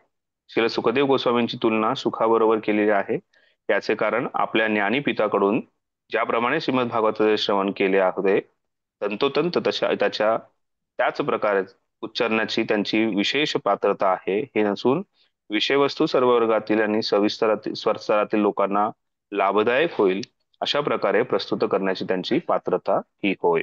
अशा प्रकारे व्यासदेवांकडून हे ज्ञान प्राप्त झाल्यानंतर हे ज्ञान सुखदेव गोस्वामींनी पुढे दिलेले आहे. सुख याचा अर्थ पोपट, आणि अशा प्रकारे जे राधाराणीचे पोपट आहेत त्यांनी हे ज्ञान स्वीकारलं आणि त्यानंतर सर्वांपर्यंत हे दिलं. या विषयाची मांडणी श्रील सुखदेव गोस्वामी यांच्या मुखातून अशा रीतीने झाली आहे की जो कोणी प्रामाणिक श्रोता नम्रतेने श्रवण करील त्याला त्वरित त्यातील दिव्य रसास्वाद अनुभव होतो. हा दिव्य स्वाद लौकिक जगातील विकृत हरे कृष्ण हा लौकिक स्वाद जगातील विकृत स्वादाहून भिन्न प्रकारचा आहे. सर्वोच्च लोक जो कृष्ण लोक त्यातून हे परिपक्व फळ एकाकी पडलेले नाही, तर ते कोणत्याही बदल्याशिवाय सुखरूपपणे शिष्य परंपरेतून काळजीपूर्वक खाली आलेला आहे. ज्यांना अशी शिष्य परंपरा लाभलेली नसते ते मूर्ख लोक अनर्थ करून बसतात. जे दिव्य साक्षात्काराच्या क्रमानुसार हे फळ अतिशय विचारपूर्वक प्रस्तुत करतात त्या सुखद गोस्वामींच्या चरणाचे अनुगमन करण्या वाचून असे लोक एकदम रासनृत्य म्हणून ओळखला जाणारा सर्वोच्च दिव्य रस समजून घेण्याचा प्रयत्न करतात. त्यामुळेच प्रभुपाद नेहमी या गोष्टीचं खंडन करायचे. बरेच व्यक्ती जे आहेत हे भागवत सप्ताह करतात. भागवत सप्ताहामध्ये दोन गोष्टी दुर्भाग्याने पाहिल्या जातात की भगवंतांचं साकार सगुण रूपाचं वर्णन करण्यापेक्षा त्यांचं निर्गुण निराकाराचं वर्णन केलं जातं. आणि त्यानंतर लगेच जे आहेत हे त्यांचं भगवंतांचा जो उच्च स्तर आहे रासलीला रास पंचोध्याय जो आहे जे 5 अध्याय श्रीमद भागवताच्या 10व्या स्कंदात वर्णन केलेले आहेत त्या रास पंचोध्यायाचं वर्णन करून लगेच उच्च स्तरापर्यंत जातात. म्हणजे सुखदेव गोस्वामींनी कशा प्रकारे हे ज्ञान स्वीकार केले आणि कशा प्रकारे हे स्टेप बाय स्टेप ज्ञान दिलेलं आहे ती पायरी चढण्याच्या व्यतिरिक्त व्यक्ती जे आहेत हे लगेच जो सर्व उच्च स्तर आहे, उच्च गोष्ट आहे रासलीलेची, तिथे काहीतरी चर्चा करून तिथून काहीतरी काढण्याचा प्रयत्न करतात, समजण्याचा प्रयत्न करतात. आणि त्यामुळे या भागवत सप्ताहाचं प्रभुपादांनी नेहमी खंडन केलेलं आहे आणि अशा गोष्टीचं कधी स्वीकार करू नये. भागवतम जे आहे हे क्रमाक्रमाने शिकणं अतिशय गरजेचं आहे असं प्रभुपाद पुढे वर्णन करतायत. आणि त्यामुळे हे क्रमाक्रमाने शिष्य परंपरेतून आलेलं ज्ञान जे आहे हे स्वीकार करणं गरजेचं आहे. इथे प्रभुपाद सांगतायत कशा प्रकारे हे शिष्य परंपरेतून आलेलं ज्ञान अतिशय काळजीपूर्वक पुढे देण्यात आलेलं आहे. त्यामुळे हे अचानक असं पडलेलं फळ नाहीये आणि अचानक पडलेलं फळ नसल्यामुळे आणि काळजीपूर्वक पुढे परंपरेतून दिल्यामुळे हे ज्ञान जे आहे हे अतिशय विशेष आहे. शेवटचा पॅरेग्राफ, म्हणून असा निर्णय केला पाहिजे की रसांच्या गंभीर अभ्यासाने भागवताचा संदेश शुकदेव गोस्वामींच्या शिष्य परंपरेतून ग्रहण करावा. त्यांनी भागवताचे वर्णन आरंभापासून केलेले आहे. केवळ त्यांच्या आध्यात्मिक शास्त्राचे अल्पज्ञान आहे अशा सांसारिक लोकांच्या समाधानासाठी त्यांनी आपल्या लहरी खातर हे वर्णन केलेलं नाहीये. असे भरपूर सांसारिक लोक आहेत ज्यांना भगवंतांच्या रासलीलेचं वर्णन ऐकायचंय म्हणून त्यांच्यासाठी डायरेक्ट त्यांनी ते दिलेलं नाहीये. हे क्रमाक्रमाने दिलेलं ज्ञान आहे आणि त्यामुळे हे लौकिक सुख आहे हे भगवंतांचा गोलोक गोलोक वृंदावनातून आलेला परम आनंद, परम सुख आहे जे आपल्यापर्यंत भगवंतांनी पोहोचवलंय. श्रीमद भागवतम इतके काळजीपूर्वक प्रस्तुत करण्यात आलेले आहे की प्रामाणिक आणि गंभीर जिज्ञासू सुखदेव गोस्वामी अथवा त्यांच्या प्रामाणिक प्रतिनिधींच्या मुखातून निःसृत हे दिव्य रसामृत पान करून त्वरित वैदिक ज्ञानांच्या परिपक्व फळाचे आस्वादन करू शकतो. तर आपण पाहू शकतो की कशा प्रकारे हे अतिशय काळजीपूर्वक ज्ञान दिलंय आणि फक्त सुखदेव गोस्वामींच्या मुखातून नाही, त्यानंतर परंपरेतून भरपूर आचार्यांच्या मुखातून आपल्यापर्यंत हे ज्ञान प्राप्त झालेलं आहे आणि त्यामुळे अतिशय रसाळाचं परिपक्व फळ आपल्याला प्राप्त झालंय आणि ह्याचा फक्त आपल्याला आस्वादन करायचंय. त्यात कसल्याही प्रकारची विघ्न येणार नाहीये. कोणाला काही विचारायचंय तिसऱ्या श्लोकाबद्दल?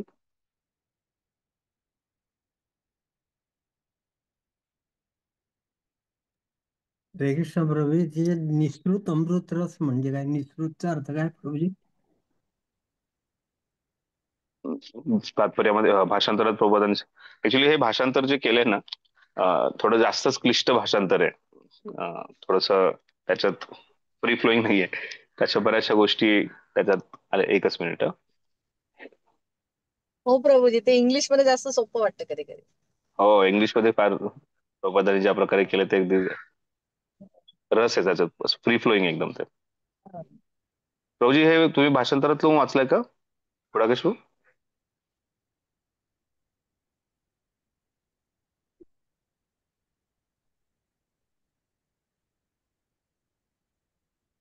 हरे कृष्णा. गुडाकेश्वर तुम्हीच विचारला ना प्रश्न? हो प्रभूजी. कुठून वाचलं तुम्ही हे? ते पुस्तकातूनच वाचलं ते, पण माझ्याकडे हिंदी पुस्तक आहे ते. अच्छा. हा, तर त्याच्यामध्ये लिहिलंय नाही, की भाषांतरात आहे हे. भाषांतरामध्ये सुखदेव गोस्वामी या उनके प्रामाणिक प्रतिनिधि के मुख से निःसृत अमृत रस का पान करके उठा सकता है. ठीक आहे. निष्कृत म्हणजे कसं? हिंदी शब्द आहे तो, मराठी नाही. हा, निष्कृत जो आहे हा हिंदी शब्द आहे. निष्कृत म्हणजे कशाही प्रकारचं त्याच्यामध्ये त्रुटी नाहीये, त्रुटी विरहित आहे हे पूर्णपणे. आणि हे अमृत जे आहे त्याचं आस्वादन व्यक्तीला करायचं आहे. प्रभू हरे कृष्णा, दंडवत. या ठिकाणी जे मुमुक्षु शब्द वापरलाय ना, तर मुमुक्षु म्हणजे मुक्ती प्राप्त करण्याचा इच्छुक असलेला व्यक्ती, मग तो ब्रह्मवादी असो किंवा निराकारवादी असो किंवा डिओटी असो, है ना, ब्रह्मन, परमात्मा आणि भगवान, तर त्यांच्यासाठी लागू होतं. कारण आपल्या पॅराग्राफ मध्ये दिलेलं आहे की अशा रीतीने ही हो हो, विषय वस्तू जी मुमुक्षांना. हा, मुमुक्षी जे आहे तिथे खास करून प्रभातांनी मुमुक्षी हा शब्द जो आहे हा मुक्ती प्राप्त करणारे जे इच्छुक आहेत त्यांच्याबद्दल वर्णन केलेलं आहे. भक्त जे आहेत हे मुक्तीची प्राप्ती करण्याची इच्छा भक्तांमध्ये नसते. भक्तांची कामना फक्त जी आहे ही भगवंतांची सेवा प्राप्तीची आहे. भक्त जो आहे हा कधीही मुक्तीची इच्छेला प्राप्त नाही. मारोबी राखोबी जो इच्छा तुम्हाला आपण म्हणतो, किंवा आपण शेवटचा जो श्लोक आहे ह्याचा शिक्षामृतचा, त्याच्यामध्ये पाहतो आपण की भगवंत सांगतायत की तुमची काही जी इच्छा आहे, तुम्ही माझे नात आहात, तुम्हाला जसं काय करायचं, तुम्हाला आलिंगन द्यायचंय, हा, तुम्हाला मला आलिंगन द्यायचंय की तुम्हाला मला दूर फेकायचं, तुमची इच्छा आहे. आश्लेष वा पादरताम नष्ट. तर भक्त जो आहे त्याची कामना जी आहे, हा या रसाचे आस्वादन करण्याची त्याची नक्कीच कामना असते, किंवा ह्या रसाच्या आस्वादनामधून सुद्धा सेवा करण्याची त्याची आपली. पण मुमुक्षु ही शब्द प्रभुपादांनी वापरलाय, तो विशेष करून इथे जे मुक्तीची प्राप्ती करण्याची जी इच्छा आहे असे व्यक्ती आहेत. आणि हे भागवतम जे आहे त्याची तीही इच्छा पूर्ण करणार आहे. आणि अशीच इच्छा जी आहे ही सुखदेव गोस्वामींची होती. तेव्हा त्यांनी या सुखदेव याचं वर्णन जे आहे हे व्यासदेवांकडून ऐकलं. त्यानंतर त्यांचं जे परम उच्च रस जो आहे भगवंतांप्रतीचा तो त्यांना प्राप्त झाला. म्हणजे हे या ठिकाणी भक्तांना हे लागू होतं का प्रभूजी? डिओटी याच्यामध्ये बसतो का? इथं डिओटी भक्तांसाठी नाही बोलले ना हो, प्रभुपाद? नाही, प्रभुपादांनी दोन्ही गोष्टीचं वर्णन केलेलं आहे. इथे भक्तांचंही वर्णन केलेलं आहे आणि जे मुक्त आत्मा आहेत, म्हणजे विशेष करून इथे मुक्त आत्मांचं वर्णन केलंय. आणि मुक्त आत्मामध्ये कोण कोण येतात असं प्रभुपाद सांगतात. त्यात भक्तही येतात मुक्त आत्मामध्ये, आणि त्यात ब्रह्मवादी किंवा निर्विशेषवादी सुद्धा येतात याच्यामध्ये. प्रभूजी अजून एक प्रश्न होता.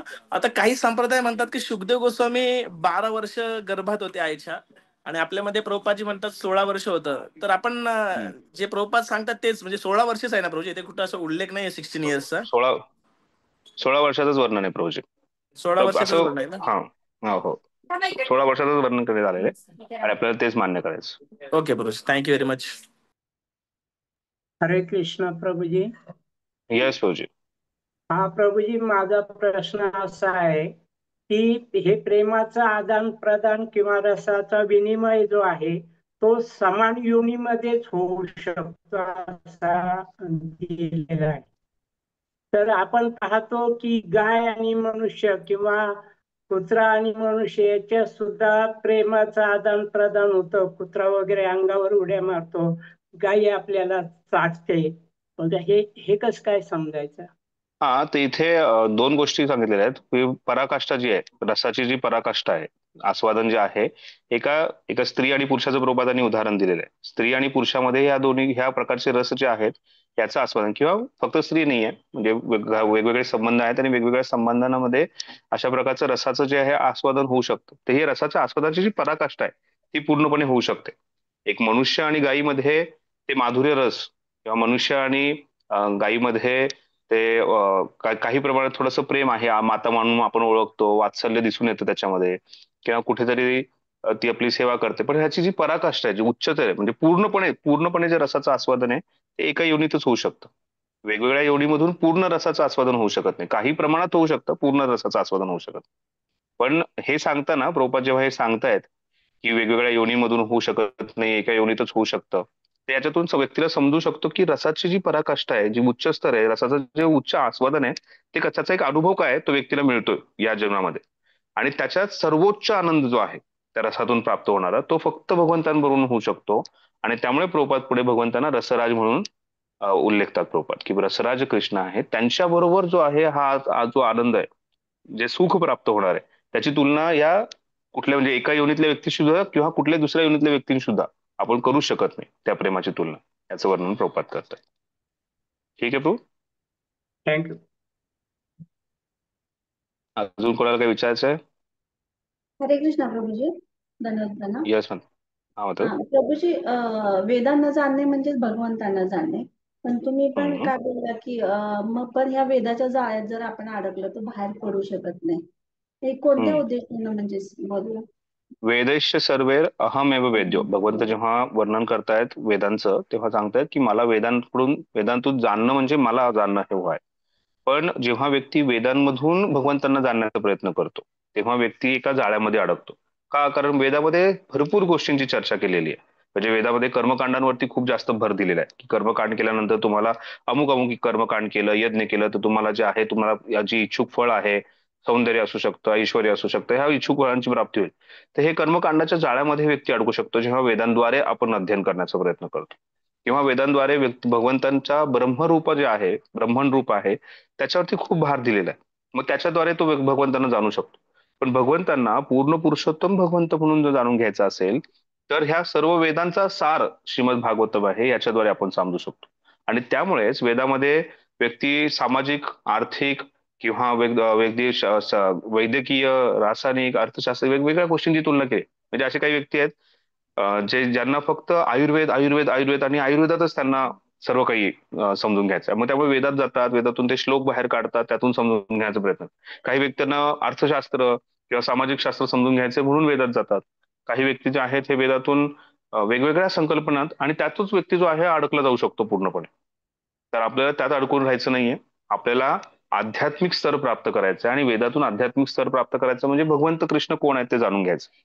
आणि ते जाणून घेण्यासाठी आपल्याला त्या जंजाळात अडकायचं नाहीये, त्या जाळ्यामध्ये अडकायचं नाहीये. आणि त्यासाठीच आपल्यासाठी सर्वांसाठी हे त्या विशेष करून कलियुगातल्या जीवात्मांसाठी हे भागवत ग्रंथ दिलेला आहे, ज्याच्यातून व्यक्ती ह्या जाळ्यातून न अडकताही भगवंतांना पूर्णपणे समजू शकतो. आणि त्यामुळेच भागवतमला वेदांचं सार आहे असं म्हटलेलं आहे. ठीक आहे माताजी. हरे कृष्णा प्रभूजी. यस. हरे कृष्णा प्रभूजी. याच्यात सांगितलंय की रसांबद्दल जे माहिती सांगितली, तर प्रारंभी प्रेमाची अशी लक्षणे आराधना, सेवा, मैत्री, वात्सल्य, माधुर्य, प्रेम यात प्रगट होते. पण या पाचांचा अभाव असतो ते प्रेम अप्रत्यक्षपणे, क्रोध आणि भय हे जे सांगितलेले आहे, तर हे कुणाच्या संदर्भात आहे? जीव आणि भगवंताच्या प्रेमाच्या संदर्भात आहे का जीव आणि जीवांच्या संदर्भात आहे? आणि इथे रसांचं म्हणजे हे माहिती सांगण्याचं काय उद्देश आहे इथं प्रभुपादांचा, की रसिका रसिक हो म्हणजे ज्याला रसांचे परिपूर्ण ज्ञान आहे तो. तर मला प्रश्न असा विचारायचा प्रभूजी, की हे रसांचं जेव्हा 5 मुख्य रसांचं जेव्हा कमी असते तेव्हा ह्या रसांचं प्रगटीकरण होतं, हो ना? तर मग भगवंत जेव्हा करतात ना वीर रस आस्वादन करण्याचं, तर मग ते त्यांच्या भक्तांसोबतच आस्वादन करतात ना, जसं जय विजय पुढच्या जन्मामध्ये हे झाले होते 3 जन्मांमध्ये. तर मग त्यांच्यावर पण योग मायेचा प्रभाव असतो का? ठीक आहे, तुम्ही आता बरेच प्रश्न विचारताय. एक एक प्रश्नाचा आपण आता समजून घेऊयात. तुम्ही एक प्रश्न म्हणून तुम्ही 5 प्रश्न विचारले, तर एक बरोबर त्याच्या. तर इथे सर्वात पहिल्यांदा रसाचं वर्णन का करण्यात आले? प्रभुपाद तात्पर्यामध्ये रसाचं वर्णन का करतात? कारण हा श्लोक जो आहे हा रसाचं वर्णन करतो पूर्णपणे. इथे जेव्हा पिबत भागवतम रसमालयम सांगितलं, हे भागवतम जे आहे हे रसमालयम आहे, रसाचं आलय आहे, हा रसाचं सागर आहे हा पूर्णपणे. हा रसाचा सागर कसा आहे? हा प्रेमरूपी रसाचा सागर आहे. याच्यातून आपल्याला कृष्ण प्रेम प्राप्त होतं. तर हा कृष्ण प्रेमाचं रसाचं प्राप्त होतं म्हणजे नक्की काय? म्हणून प्रभुपादांनी इथे 12 रस जे आहेत याचं वर्णन केले. प्रेमाचे रस जे आहेत हे 12 आहेत, त्याचं वर्णन केलेलं आहे. तर प्रत्यक्षपणे जे प्रेमाचे रस आहेत ते 5 आहेत आणि अप्रत्यक्षपणे जे आहेत ते 7 आहेत. तर जेव्हा मी अप्रत्यक्ष प्रेम म्हणतो, प्रेमाचे 5 रस आपण समजू शकतो. ज्याच्यात शांत रस आहे म्हणजे आराधना आहे, दास्य रस आहे, सेवा आहे, नंतर साख्य रस आहे ज्याच्यात मैत्री आहे, वात्सल्य आहे, वात्सल्य रस आहे आणि माधुर्य रस. हे 5 रस तर व्यक्ती कोणीही समजू शकतो. या रसाद्वारे व्यक्ती जो आहे हा प्रेमाचं आस्वादन करतो. पण जेव्हा प्रेमाचा अभाव आहे, आता जेव्हा भगवंत हिरण्यकशिपू आणि हिरण्यक्ष यांच्याशी युद्ध करतात, तिथे कुठेही प्रेम दिसून येत नाहीये. ना हिरण्यकशिपू आणि हिरण्यक्षचं प्रेम दिसतंय, ना भगवंतांचं त्यांच्यावरती प्रेम दिसतंय. ते लगेच युद्धाला तयार झालेले आहेत आणि जोरदार त्यांनी युद्ध केलेलं आहे.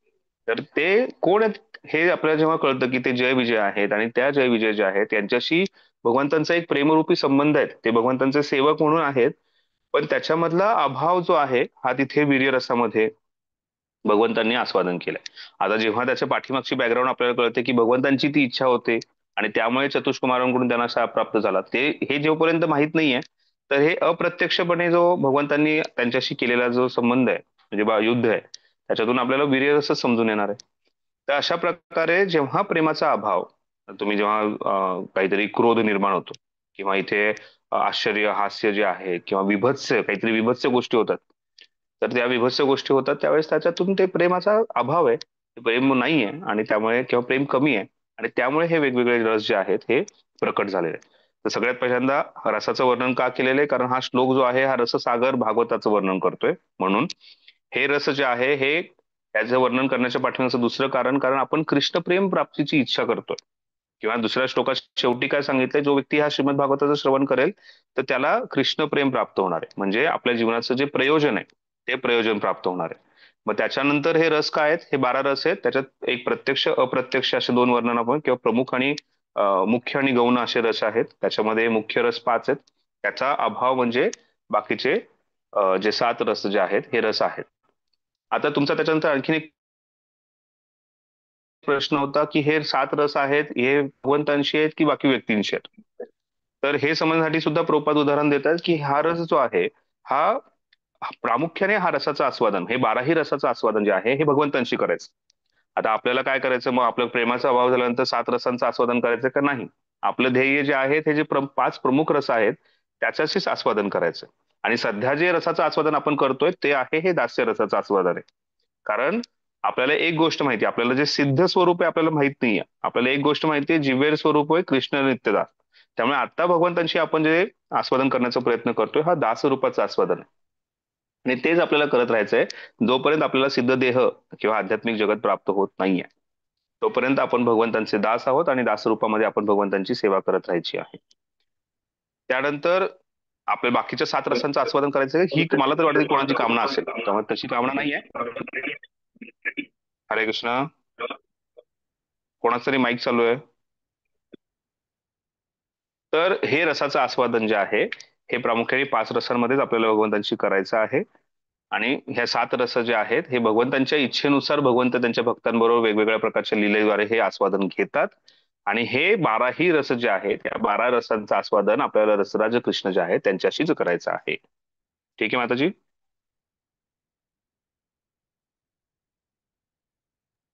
हो प्रभूजी. आणि प्रभूजी शेवटचं राहील ना की जेव्हा वीर रस भगवंत आस्वादन करतात तेव्हा त्यांच्यावर कुणाचा म्हणजे योग मायेचा प्रभाव असतो का? भगवंतांच्या ज्या काही लीला होतात त्या लीलामध्ये भगवंत जे आहे योगमाया जे आहेत यांच्याद्वारेच या सर्व लीलांचं वर्णन केलं जातं. पण जेव्हा हिरण्यकशिपू आणि हिरण्याक्ष जेव्हा या भौतिक जगतात आले आणि या भौतिक जगतात आल्यानंतर जेव्हा त्यांनी भगवंतांशी जो काही संबंध प्रस्थापित केलेला आहे तो योगमायेच्या अध्यक्षतेखालीच झालेला आहे. पण आपल्या भौतिक दृष्टिकोनातून किंवा एखादा व्यक्ती जेव्हा भौतिक दृष्टिकोनातून किंवा एखादा भौतिक व्यक्ती किंवा एखाद्या व्यक्तीला पूर्णपणे ह्या रसांचं ज्ञान नसेल तर तो नक्कीच समजेल की हे हिरण्यकशिपू आणि हिरण्याक्ष हे राक्षस होते आणि हे भौतिक मायाशक्तीच्या अधीनतेमध्ये होते आणि त्यामुळे त्यांच्यामध्ये जे षडरूपू आहेत हे दिसून आले आणि ते षडरूपू दिसल्यामुळे त्यांनी त्याच प्रकारचं तिथे म्हणजे कोणाला मारणं, काहीतरी यज्ञ खराब करणं किंवा ब्राह्मणांना त्रास देणं, याचे क्रोध निर्माण करणं, ह्या सगळ्या गोष्टी दिसून येतात. तर भौतिक दृष्टिकोनातून किंवा जर आपण भौतिक जगताच्या दृष्टिकोनातून पाहिलं तर हे मायाशक्तीच्या अधीनतेमध्ये दोन दिसून येते. किंवा जोपर्यंत आपल्याला त्यांच्या पूर्वजन्माबद्दल जोपर्यंत माहिती नव्हती तर आपण जर पूर्ण भागवतातून जरी अध्ययन केलं तर आपल्याला नक्कीच कळेल की हे मायाशक्तीच्या अधीनतेमध्ये होते. पण जेव्हा कुठे भगवंतांची आणि भक्तांची लीला होते ही जी आहे ही योग मायाशक्तीच्या द्वारेच निर्माण केलेली असते. तर त्यामुळेच भागवतम जेव्हा समजतो हे जर तुम्ही महाभारतातून किंवा दुसऱ्या शास्त्रातून समजण्याचा प्रयत्न केला, जेव्हा आपण पाहतो की भीष्म पितामह जे आहेत हे अर्जुनाशी युद्ध करतायत आणि त्यांनी तिथे प्रण घेतलाय की मी 5ही पांडवांना जर त्यांचा नाश करेल किंवा मग मी स्वतः माझा मृत्यू होईल, 5ही पांडवांना मी मारल्याशिवाय येणार नाही असं जेव्हा त्यांनी प्रण घेतलं तर त्यावेळेस आपण पाहू शकतो की अरे हे भौतिक आसक्ती आहे, यांची दुर्योधनाप्रती आसक्ती आहे किंवा सिंहासनाप्रती आसक्ती आहे किंवा राजवाड्याप्रती आसक्ती आहे म्हणून ते युद्ध करतात. पण जेव्हा भागवताच्या द्वारे आपण ही गोष्ट पाहतो तर त्यावेळेस आपल्याला समजून येतं की ही सर्व जी आहे ही भगवंतांची इच्छा आहे आणि स्वतः ते भगवंतांची इच्छा म्हणून ही सर्व गोष्ट करतायत हे आपल्याला त्याच्यातून दिसून येतो. तर त्यामुळे आपण जेव्हा कधी पाहतो हे भागवताच्या दृष्टिकोनातून पाहणं गरजेचं. ठीक आहे. हो प्रभूजी. धन्यवाद प्रभूजी. अरे ओके. तर आता आपण पुढे जाऊयात. श्लोक क्रमांक 4 ते 8 हे जे श्लोक आहेत याच्यामध्ये हरे कृष्णा. यस आम्ही बोलू शकतो प्रभू. हा बोला. एक मुद्दा असा होता, तुम्ही आता म्हणजे एक मिनिट जरा इको होत आहे. एक मिनिट, एकच मिनिट. तू त्याला हे कर.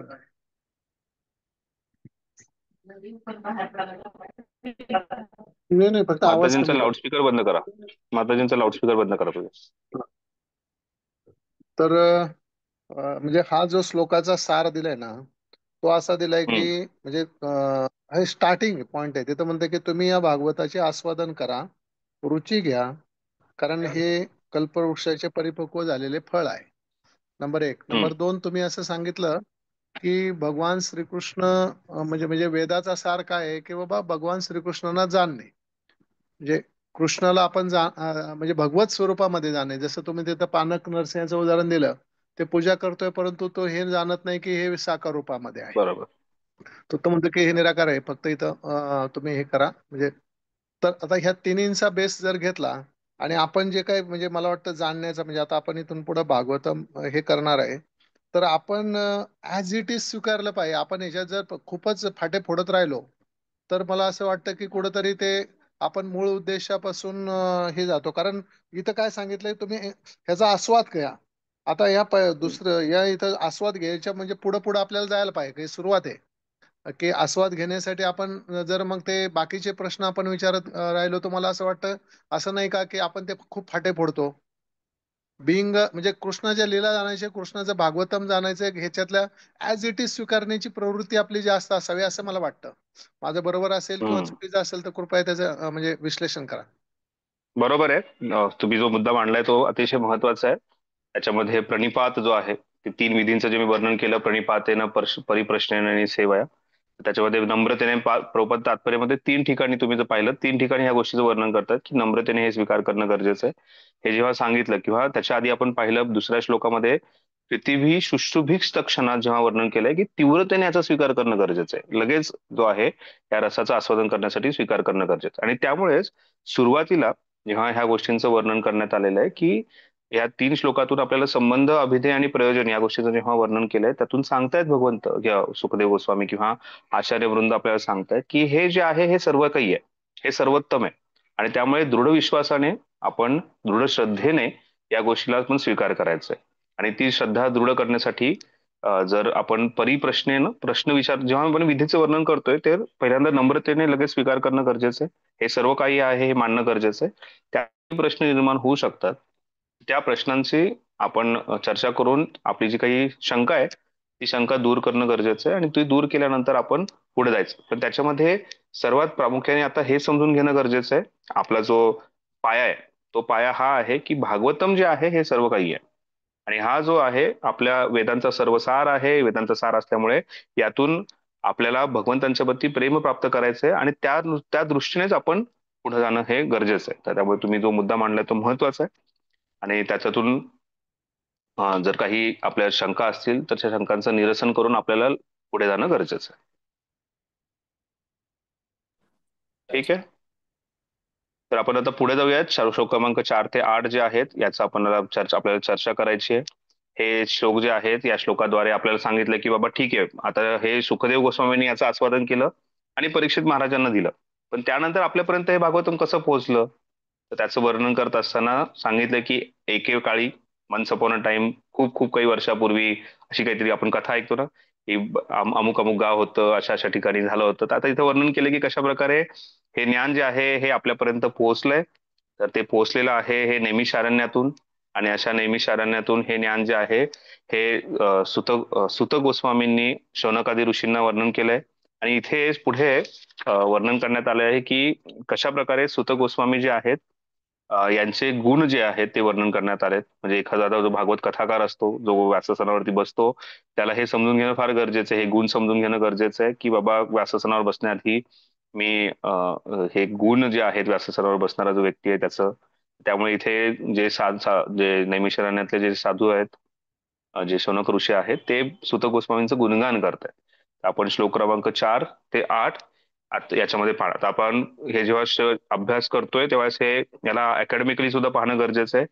अकॅडमिकली पाहणं जेव्हा गरजेचं आहे म्हणजे याच्यामध्ये आपण पाहतो की पहिल्या श्लोकात काय सांगितलंय, दुसऱ्या श्लोकात किंवा श्लोकांची एक शृंखला असू शकते त्याच्याद्वारे काय सांगितलंय हेही आपल्याला समजणं गरजेचं. तर भागवताच्या पहिल्या 3 श्लोकाद्वारे आपण संबंध, अभिधेय, प्रयोजन शिकतो. परमसत्य काय आहे, त्यानंतर परमसत्य प्राप्त करण्याची जी पद्धती आहे ती नम्रतेने स्वीकार करणं गरजेचं आहे, जेणेकरून कृष्णप्रेम प्राप्त होईल. आणि तिसऱ्या श्लोकाद्वारे पाहिलं की रसाचं आस्वादन म्हणजे प्रयोजन, जे ध्येय आहे त्याची प्राप्ती होणार आहे. त्यानंतर 4था ते 8वा श्लोक जो आहे त्याच्यामध्ये आपण पाहतो की नैमिषारण्यामध्ये कशा प्रकारे या भागवताचं वर्णन झालेलं आहे. तर श्लोक क्रमांक 4 ते 8 आपण लगेच पाहूयात.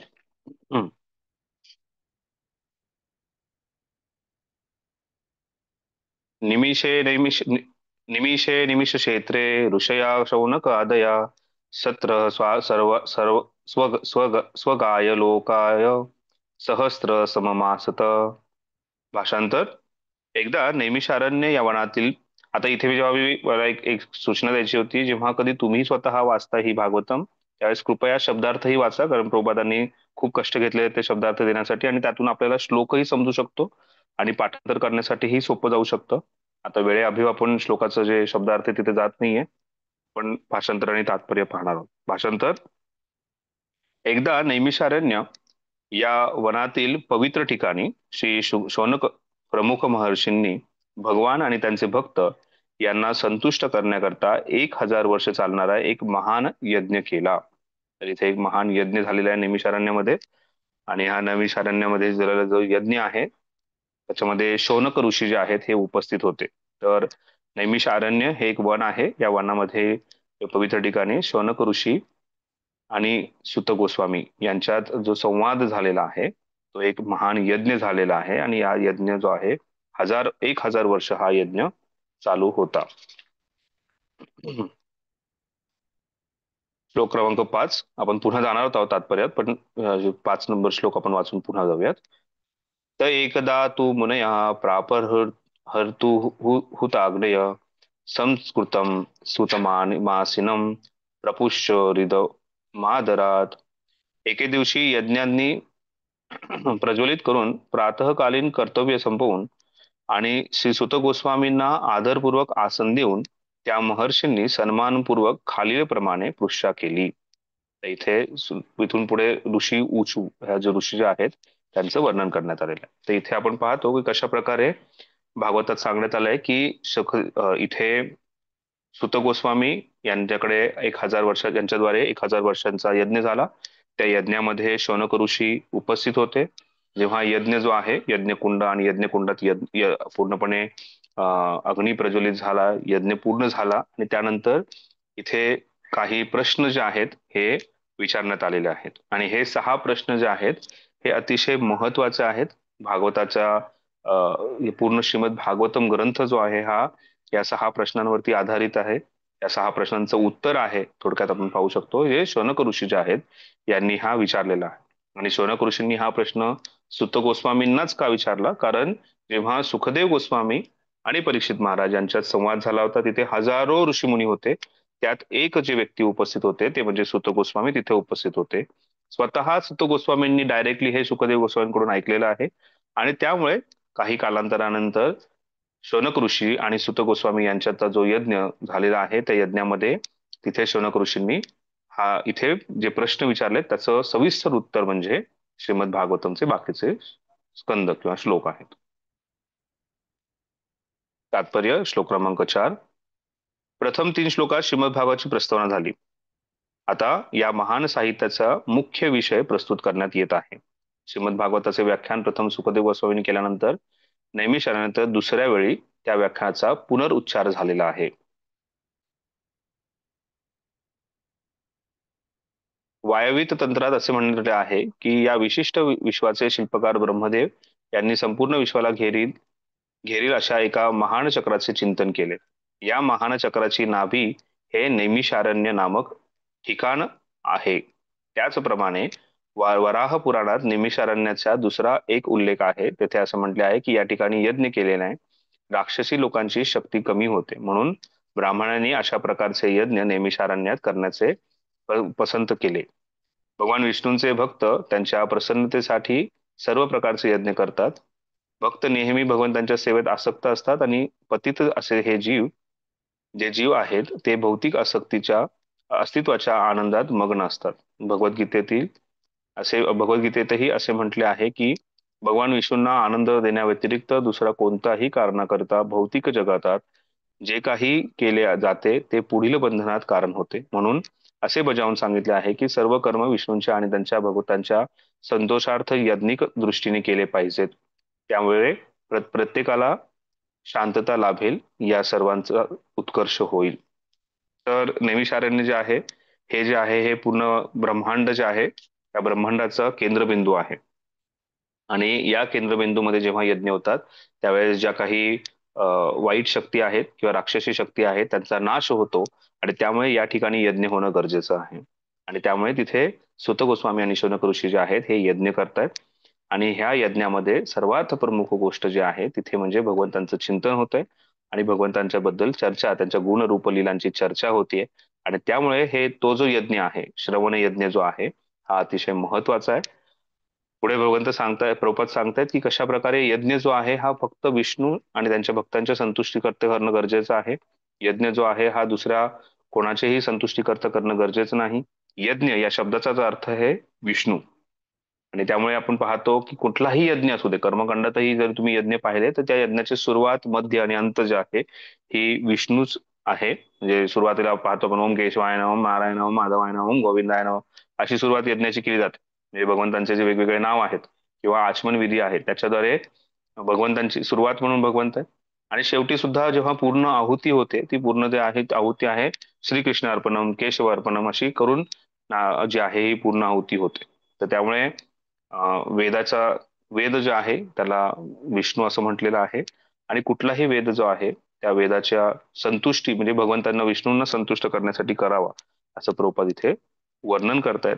दुसऱ्या विष्णू भगवंतांच्या किंवा भगवंतांच्या भक्तांच्या संतुष्टी व्यतिरिक्त जर तो यज्ञ होत असेल तर त्यातून काहीतरी भौतिक लाभ होऊन व्यक्ती जो आहे या जन्ममृत्यूच्या जगात आहे, अडकतच राहणाऱ्या भौतिक संसारात, तर त्याला त्यातून बाहेर निघायचं असेल तर त्या प्रकारचं यज्ञ करणं गरजेचं आहे.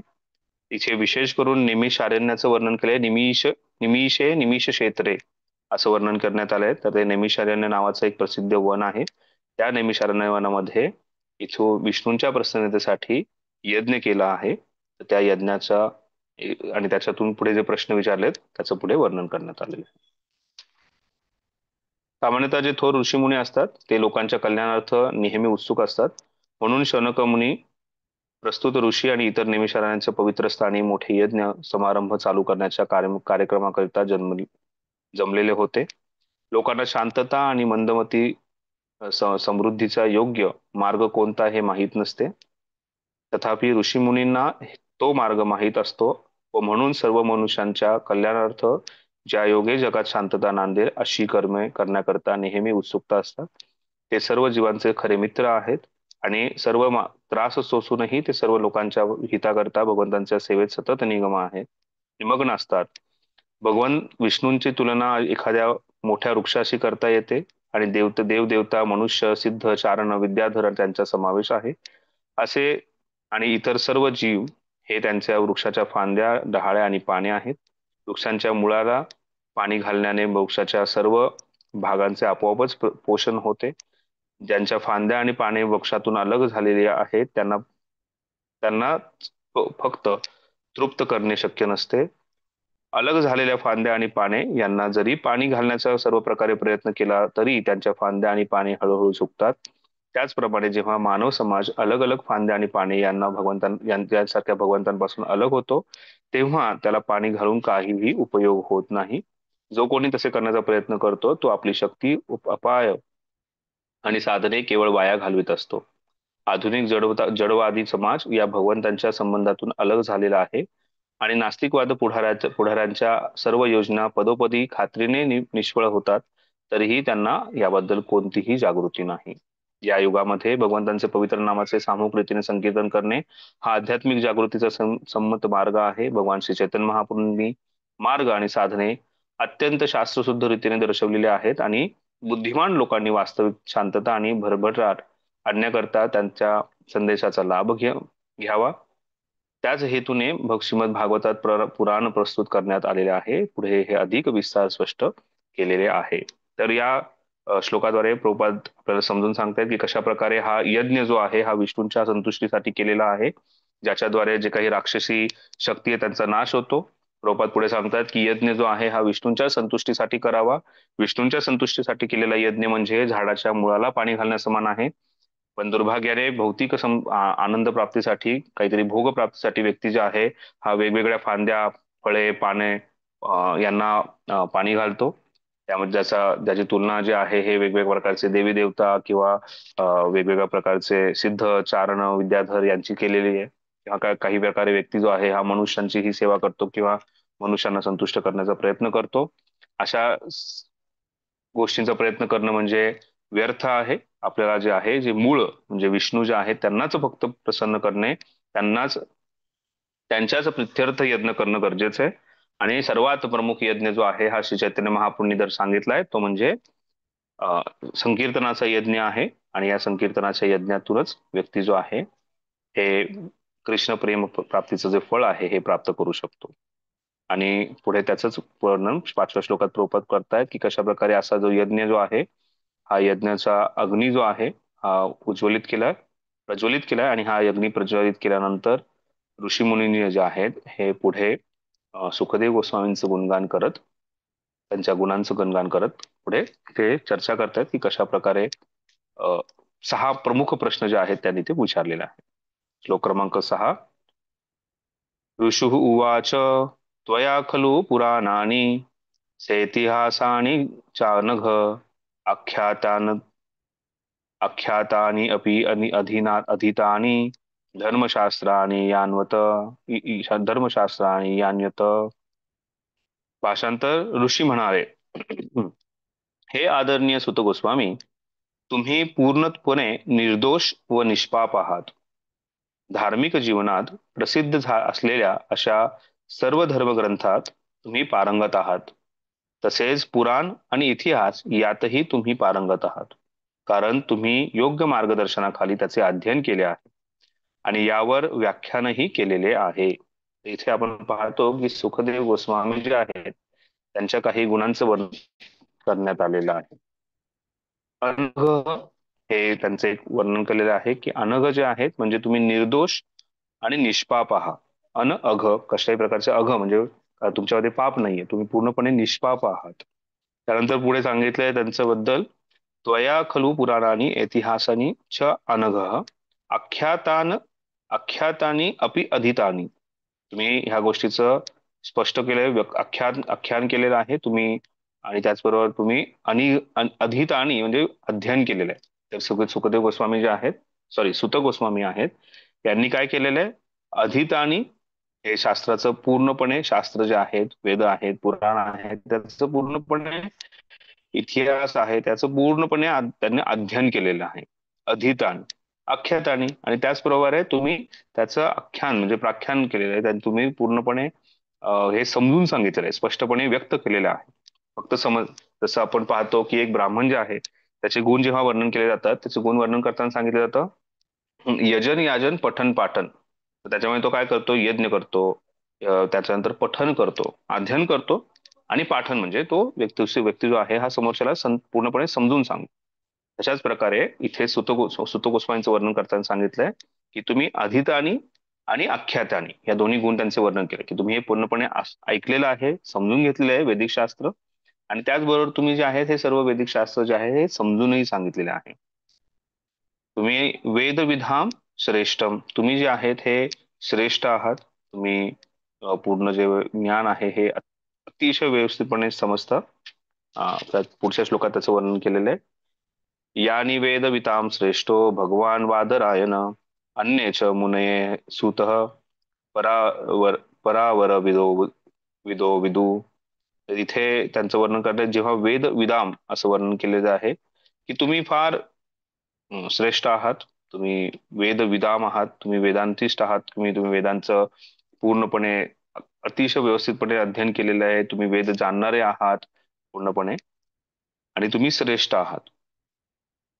तुम्ही का श्रेष्ठ आहात, कारण तुम्ही जे व्यासदेव आहेत ज्यांचं वर्णन वादरायण म्हणून केलंय, त्यांच्याकडून हे ज्ञानाचं अध्ययन केलेलं आहे. त्यांनी जे ज्ञान प्रस्थापित केलेलं आहे किंवा बाकीच्या ऋषीमुनींनी जे ज्ञान प्रस्थापित केलंय त्यांच्याकडून तुम्ही शिकलेला आहात, तुम्ही समजून घेतलेलं आहे, त्यामुळे तुम्ही श्रेष्ठही आहात. आणि पुढे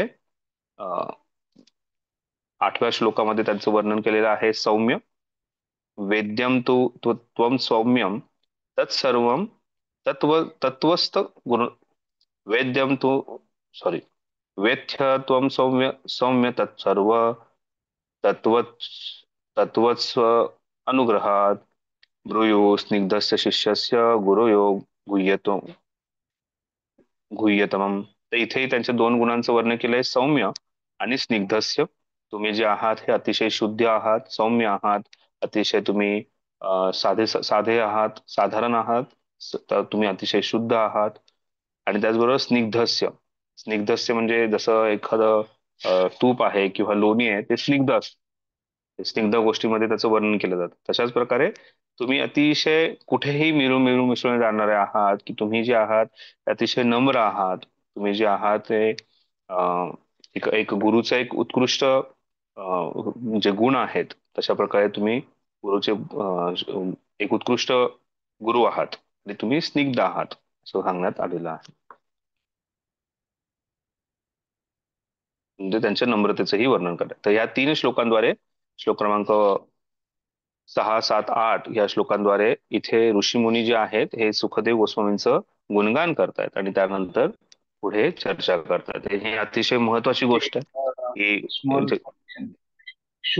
येस. शुकदेव गोस्वामी का सूत गोस्वामींचं वर्णन करतायत? इथे सुत गोस्वामींचं वर्णन होतंय. सॉरी. हो हो, पूर्णपणे सुत गोस्वामींचं वर्णन होत आहे. शौनक ऋषी जे आहेत हे सुत गोस्वामींचं गुणगान करतायत आणि गुणगान करून त्यानंतर त्यांना प्रश्न विचारतायत. तर हे एक शिष्यासाठी सुद्धा एक महत्वाचा गुण इथे आपण समजू शकतो. जेव्हा कधी आपण गुरूंच्या समोर जातो, त्यांच्याकडून काहीतरी श्रवण करण्याचे प्रयत्न करतो, त्यावेळेस त्यांच्या गुरूंचं तसं वर्णन करणं, गुणगान करणं, त्यांच्या गुणांच्या, त्यांच्या विशेष जे गुण आहेत त्यांचं वर्णन करणं गरजेचं आहे. आणि त्यानंतर नम्रतेने त्यांना प्रश्न विचारणं गरजेचं आहे. याच्याद्वारे आपण पाहतो की शौनक ऋषी जे आहेत ते जाणतायत की तुम्ही फार महान आहात, तुम्ही जे आहात तुम्ही श्रेष्ठ आहात, तुम्ही वेद जाणता, तुम्ही वेद शिकवलेले आहेत, समजून घेतलेले आहेत, तुम्ही हे सर्व शास्त्र आहे, वैदिक शास्त्र जे आहे त्याचं पूर्णपणे जाणकार आहात. आणि तुम्ही हे जाणकार कसे आहात? कारण तुम्ही वेगवेगळ्या ऋषीमुनींकडून, व्यासदेवांकडून हे शिकलेले आहात. तुम्ही अनघ, तुम्ही सर्व जे निर्दोष आहात, तुम्ही निष्पाप आहात. आणि त्यामुळे आम्ही तुम्हाला विनंती करतोय की कृपया हे आमचे काही प्रश्न आहेत त्या प्रश्नांचं वर्णन, उत्तर द्या. कारण तुम्ही स्वतः हे ज्ञान जे आहे हे महान ऋषीमुनींकडून शिकला आहात आणि त्याचबरोबर तुम्ही अतिशय शुद्ध आहात, नम्र आहात आणि अतिशय साधारण आहात. अशा प्रकारे इथे गुणगान करून सुखदेव गोस्वामी इथे गुणगान करून सुत गोस्वामींना जे शौनक ऋषी आहेत हे प्रश्न विचारतात. तर इथे सुत गोस्वामींचं या 3 श्लोकांद्वारे गुणगान करण्यात आलेलं आहे. आपण पाहूयात श्लोक क्रमांक 6 मध्ये. ऋषुवाच त्वयि खलु पुराणानि ऐतिहासानि चानघ आख्यातान च अधितानि धर्मशास्त्रानि यान्वत. हे ऋषी म्हणाले, हे आदरणीय सुत गोस्वामी, तुम्ही पूर्णपणे निर्दोष व निष्पाप आहात. धार्मिक जीवनात प्रसिद्ध असलेल्या अशा सर्व धर्मग्रंथात तुम्ही पारंगत आहात. धर्मशास्त्रानि यान्वत. धार्मिक शास्त्रात जीवनातील प्रसिद्ध असलेल्या अशा सर्व धर्मग्रंथात तुम्ही पारंगत आहात. तसेच पुराण आणि इतिहास यातही तुम्ही पारंगत आहात. त्वया खलु पुराणानी ऐतिहासानी चानघ. तुम्ही जे आहात हे सर्व गोष्टींमध्ये पारंगत आहात. तिथे काय सांगितलंय की तुम्ही इतिहास आणि पुराणात पारंगत आहात, तुम्ही धर्मशास्त्रात पारंगत आहात पूर्णपणे, कारण तुम्ही योग्य मार्गदर्शनाखाली त्याचे अध्ययन केले आहेत आणि यावर व्याख्यानही केले आहे. तर आख्यातानी अपि अधितानी, तुम्ही जे आहे अध्ययन व्यवस्थित केले आणि त्याचबरोबर तुम्ही याच्यावर भरपूर व्याख्यानही केलेले आहे. आणि त्यामुळे तुम्ही एक आदरणीय सुत गोस्वामी मला वर्णन करा. तर इथे कोणत्या कोणत्या गुणांचं वर्णन आहे? चानघ, त्यानंतर तुम्ही जे आहे निष्पाप आणि निर्दोष आहात, आणि त्याचबरोबर आख्यातानी अपि अधितानी, तुम्ही अध्ययन केलेलं आहे आणि स्पष्ट केलेलं आहे याचंही वर्णन केलंय. कोणत्या कोणत्या गोष्टीचं? इतिहास, पुराण, धर्मशास्त्र या सर्व गोष्टींचं तुम्ही सविस्तरपणे अध्ययन केलेलं आहे आणि त्याच्यावरती व्याख्यानही दिलेलं आहे. तुम्ही निष्पाप आहात, तुम्ही निर्दोषही आहात. अशा प्रकारे इथे सुत गोस्वामी जे आहे त्यांचं वर्णन केलं आहे. प्रभुपाद इथे जो चानघ हा शब्द आहे याच्यावरती वर्णन करतायत की कशाही प्रकारचं च अनघ, कशा प्रकारे ते निष्पाप आहेत आणि कशा प्रकारची पाप व्यक्ती जीवनात करतात याचं वर्णन करून प्रभुपाद तात्पर्याचं वर्णन करतात की कशा प्रकारे सुत गोस्वामी हे निर्दोष आहेत किंवा पूर्णपणे निष्पाप आहेत. कसल्याही प्रकारचा दोष त्यांच्यामध्ये नाहीयेत किंवा कसल्याही प्रकारचं पाप नाहीये त्यांच्यामध्ये. तात्पर्य, गोस्वामी किंवा श्री व्यासदेवांचे जो प्रामाणिक प्रतिनिधी आहे त्यांना सर्व प्रकारच्या दुर्गुणांपासून मुक्त असले पाहिजे. आता हे जेव्हा श्लोकांचं वर्णन होत आहे तर एक जो वक्ता आहे तो कशा प्रकारे त्याच्यामध्ये गुण आहेत त्या गुणांचंही वर्णन इथे केलेलं आहे. कलियुगाचे प्रमुख 4 प्रकारचे दुर्गुण आहेत: स्त्रियांशी अवैध संबंध, पुरुषोत्थ पशुहत्या, व्यसन आणि जुगार. गोस्वामींनी व्यासासनावर बसण्याचे धारिष्ट करण्यापूर्वी या सर्व दुरागुणांपासून मुक्त असले पाहिजे. तुम्हाला ओपन बुक मध्ये सुद्धा हा प्रश्न येऊ शकतो किंवा तुम्हाला क्लोज बुक मध्ये हे प्रश्न आहेत की व्यासासनावरती जो बसणारा व्यक्ती आहे त्याच्यामध्ये काय गुण असणं अपेक्षित आहे. ज्याचे चारित्र्य निर्दोष नाही, जो उपरोक्त दुर्गुणांपासून मुक्त नाही, त्याला व्यासासनावरती बसण्याची संधी देता कामा नये. तो अशा सर्व दुर्गुणांपासून मुक्त असला पाहिजे. एवढेच नव्हे तर तो सर्व शास्त्रात किंवा वेदांमध्ये निष्णात असला पाहिजे. पुराणे हे सुद्धा वेदांचे भाग आहेत आणि महाभारत, रामायण यासारखे इतिहास हे सुद्धा वेदांग आहेत. आचार्य किंवा गोस्वामी हे सर्व साहित्यात विशारद असले पाहिजेत. त्यांचे वाचन करण्यापेक्षा त्यांचे श्रवण करणे आणि त्यांचे अध्यापन करणे या गोष्टी अधिक महत्वाच्या आहेत. मनुष्याला शास्त्रांचे ज्ञान केवळ श्रवणाने अध्यापनाने आत्मसात करता येते. एक ऐकल्याने श्रवण म्हणतात आणि दुसऱ्यांना समजून सांगण्याला कीर्तन म्हणतात. श्रवण आणि कीर्तन या 2 प्रक्रिया आध्यात्मिक जीवनात प्रगती करण्यापेक्षा करता मूळ महत्वाच्या आहेत. ज्याने योग्य व्यक्तींकडून नम्रतापूर्ण श्रवण करून हे दिव्य ज्ञान योग्य रीतीने ग्रहण केले आहे त्यालाच या विषयावरती व्याख्यान करता येईल. आता इथे प्रश्न येऊ शकतो की प्रभुपादांनी हे वाक्य का म्हटलंय की वाचण्यापेक्षा श्रवण करणं फार गरजेचं आहे. तर श्रवण करणं हे अतिशय महत्वाचं आहे किंवा कारण आपण जेव्हा वाचतो तेव्हा सर्व गोष्टी समजतीलच असं नाहीये आणि त्यामुळे त्या गोष्टीला समजून घेण्यासाठी कोणाकडून श्रवण करणं गरजेचं आहे. दुसरी गोष्ट, श्रवण कोणाकडून करावं हे आपल्याला माहिती आहे. इथे वर्णन करण्यात आलंय की श्रवण कोणाकडून करावं, जो निष्पाप आहे, जो अनघ आहे, ज्याने अधितानी आहे, आख्यातानी, अशा व्यक्तीकडून श्रवण करावं की ज्याने कोणा वरिष्ठांकडून गुरुवर्यांकडून ह्या गोष्टींचं अध्ययन केलंय, समजून घेतलं. जेव्हा इथे वेद विताम श्रेष्ठम या गोष्टीचं वर्णन केलंय तर तिथे बादरायण हा शब्द वापरलाय श्लोकामध्ये. कारण व्यासदेव जे आहेत यांनी ह्या सर्व श्लोकांचं, सर्व शास्त्रीय वैदिक धर्मशास्त्रांचं लिखाण केलेलं आहे. त्यामुळे वेदव्यास जे आहेत हे आपल्यासाठी प्रमुख आहेत. त्यांच्याकडून ज्या व्यक्तीने ऐकलेलं आहे अशा परंपरेतून आलेल्या व्यक्तीकडून जेव्हा आपण ऐकतो त्यावेळेस ती गोष्ट त्या साक्षात्कारात त्याचं परिवर्तन होतं. आणि त्यामुळे ज्ञान आणि विज्ञान याच्यात फरक आहे. ज्ञान जे आहे हे आपण वाचून घेऊ शकतो पण त्याचं परिवर्तन विज्ञानामध्ये जेव्हा होतं तेव्हा तो व्यवस्थितपणे त्याचं श्रवण केलं जातं. आणि त्यामुळे श्रवणम कीर्तनम विष्णू स्मरम ही जी नवविधा भक्ती आहे त्यात श्रवण आणि कीर्तन या गोष्टीवरती जास्त भर दिलेला आहे. तर त्यामुळे अध्ययन तर करायचंच आहे, वाचायचंच आहे. तेव्हा आपण प्रभुपादांची पुस्तकं वाचतो हे एक श्रवणच केल्यासारखं आहे. कारण प्रभुपाद एक आत्मसाक्षात्कारी व्यक्ती आहेत, प्रभुपाद शुद्ध भक्त आहेत आणि त्यांनी जो संदेश इथे दिलेला आहे तो एक त्यांनी व्यक्त केलेल्या गोष्टी आहेत. आपण हे श्रवण केल्यासारखंच आहे. त्यामुळे प्रभुपादांनी लिहिलेले ग्रंथ किंवा आचार्यांनी लिहिलेले ग्रंथ जे आहेत त्याच्याद्वारे आपण हे ग्रंथ श्लोक जे आहे हे समजू शकतो. पण आपण स्वतः जर एखादा श्लोक आणि त्याचं भाषांतराचं काहीतरी पुस्तक घेतलं आणि ते समजून घेण्याचा प्रयत्न केला तर आपल्याला समजणार नाही. तर त्यामुळे श्रवणाद्वारे आपण व्यवस्थितपणे गोष्ट समजू शकतो आणि त्यामुळे श्रवण या गोष्टीवरती इथे जास्त भार दिलेला आहे. ठीक आहे. तर इथे आपण पाहतो की कशा प्रकारे अनघ म्हणून वर्णन करण्यात आलंय, ते निर्दोष आणि निष्पाप आहेत. दुसरी गोष्ट अधिता आणि आख्यातानी असं वर्णन करून त्यांचं सुत गोस्वामींबद्दल गुणगान करण्यात आलंय की त्यांनी कशा प्रकारे हे शास्त्र जे आहे ते व्यवस्थितपणे अध्ययन केलंय आणि त्यानंतर हे स्पष्टपणे समोर व्याख्यानही त्याच्यावरती केले, समजूनही सांगितलेलं आहे. तर जेव्हा कधी आपण हे शिकतो तर दुसऱ्यांना सांगणं गरजेचं आहे. जो एक भक्त आहे त्याचं वर्णन करण्यात आलंय भगवद्गीतेमध्ये की कशा प्रकारे तो भक्त जो आहे चतुश्लोकी गीतेमध्ये येतो, 3रा श्लोक, कशा प्रकारे भक्त जे आहेत हे कथांचं श्रवण करतात, आस्वादन घेतात. कोणाला आठवते श्लोक? नाही तेशा येऊन कपार्थ नाही, त्याच्यानंतरच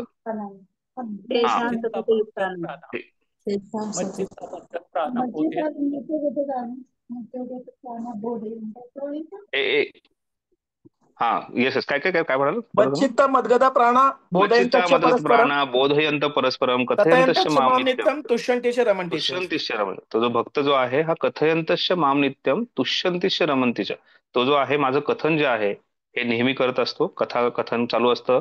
त्यामुळे भक्त जेव्हा एकत्र येतात त्यावेळेस ते भगवंतांबद्दल वार्तालाप करतात, भगवंतांबद्दल चर्चा करतात. तर तशाच प्रकारे जेव्हा आपण ह्या गोष्टींचं अध्ययन करतो, वाचतो, त्यावेळेस दुसऱ्यांना सांगणं गरजेचं आहे.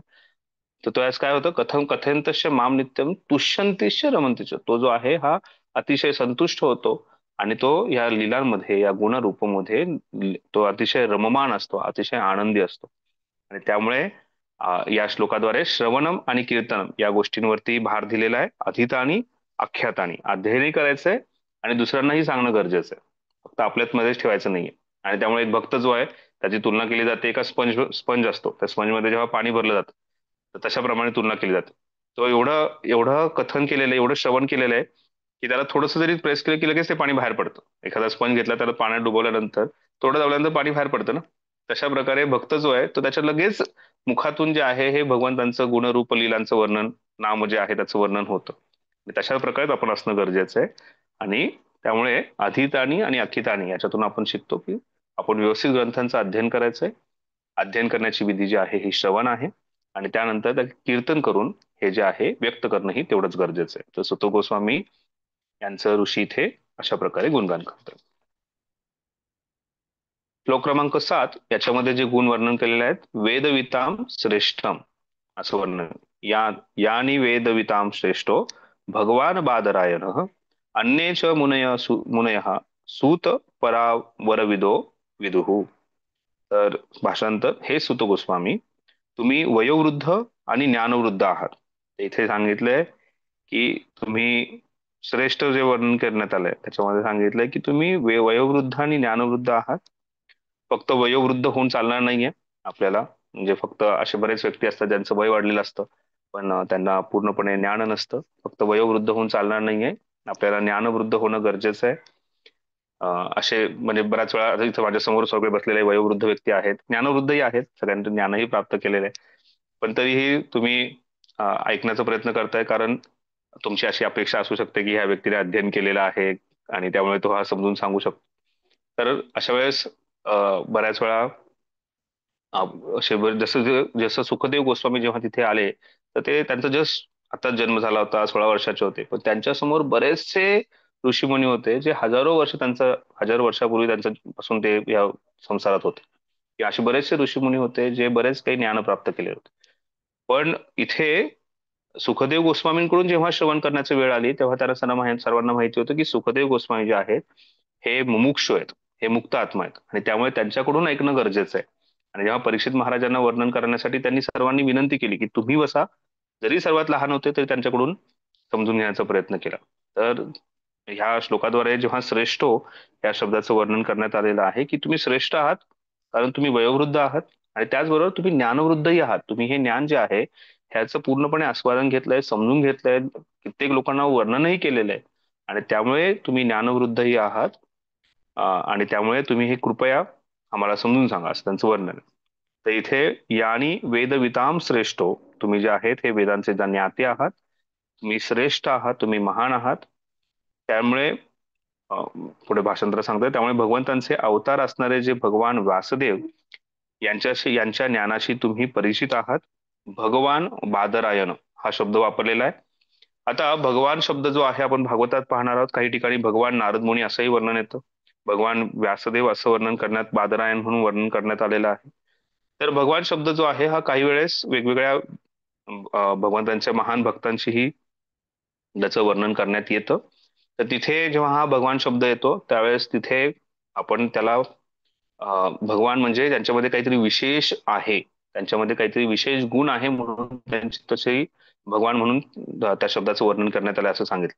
दुसरी गोष्ट, इथे भगवान बादरायण जेव्हा सांगितलं जातं तर वासुदेव जे आहेत हे भगवंतांचे साहित्यिक अवतार आहेत म्हणून तेथे भगवंतांचे हे साहित्यिक अवतार असल्यामुळे इथे भगवान बादरायण हे व्यासदेवांना उल्लेखण्यात आलेलं आहे. तर भगवंतांचं साहित्यिक अवतार म्हणजे व्यासदेव हे आहेत, हे आपल्याला समजणं गरजेचं आहे. यानी विदाम श्रेष्ठो भगवान बादरायण, की तुम्ही वयोवृद्ध ज्ञानू आहात, तुम्ही श्रेष्ठ आहात. त्याचबरोबर तुम्ही जे भगवंतांचे अवतार व्यासदेव यांच्याकडून श्रवण केलेले, यांच्याकडून अध्ययन केलेलं आहे, त्यांच्या ज्ञानाशी तुम्ही पूर्णपणे परिचित आहात.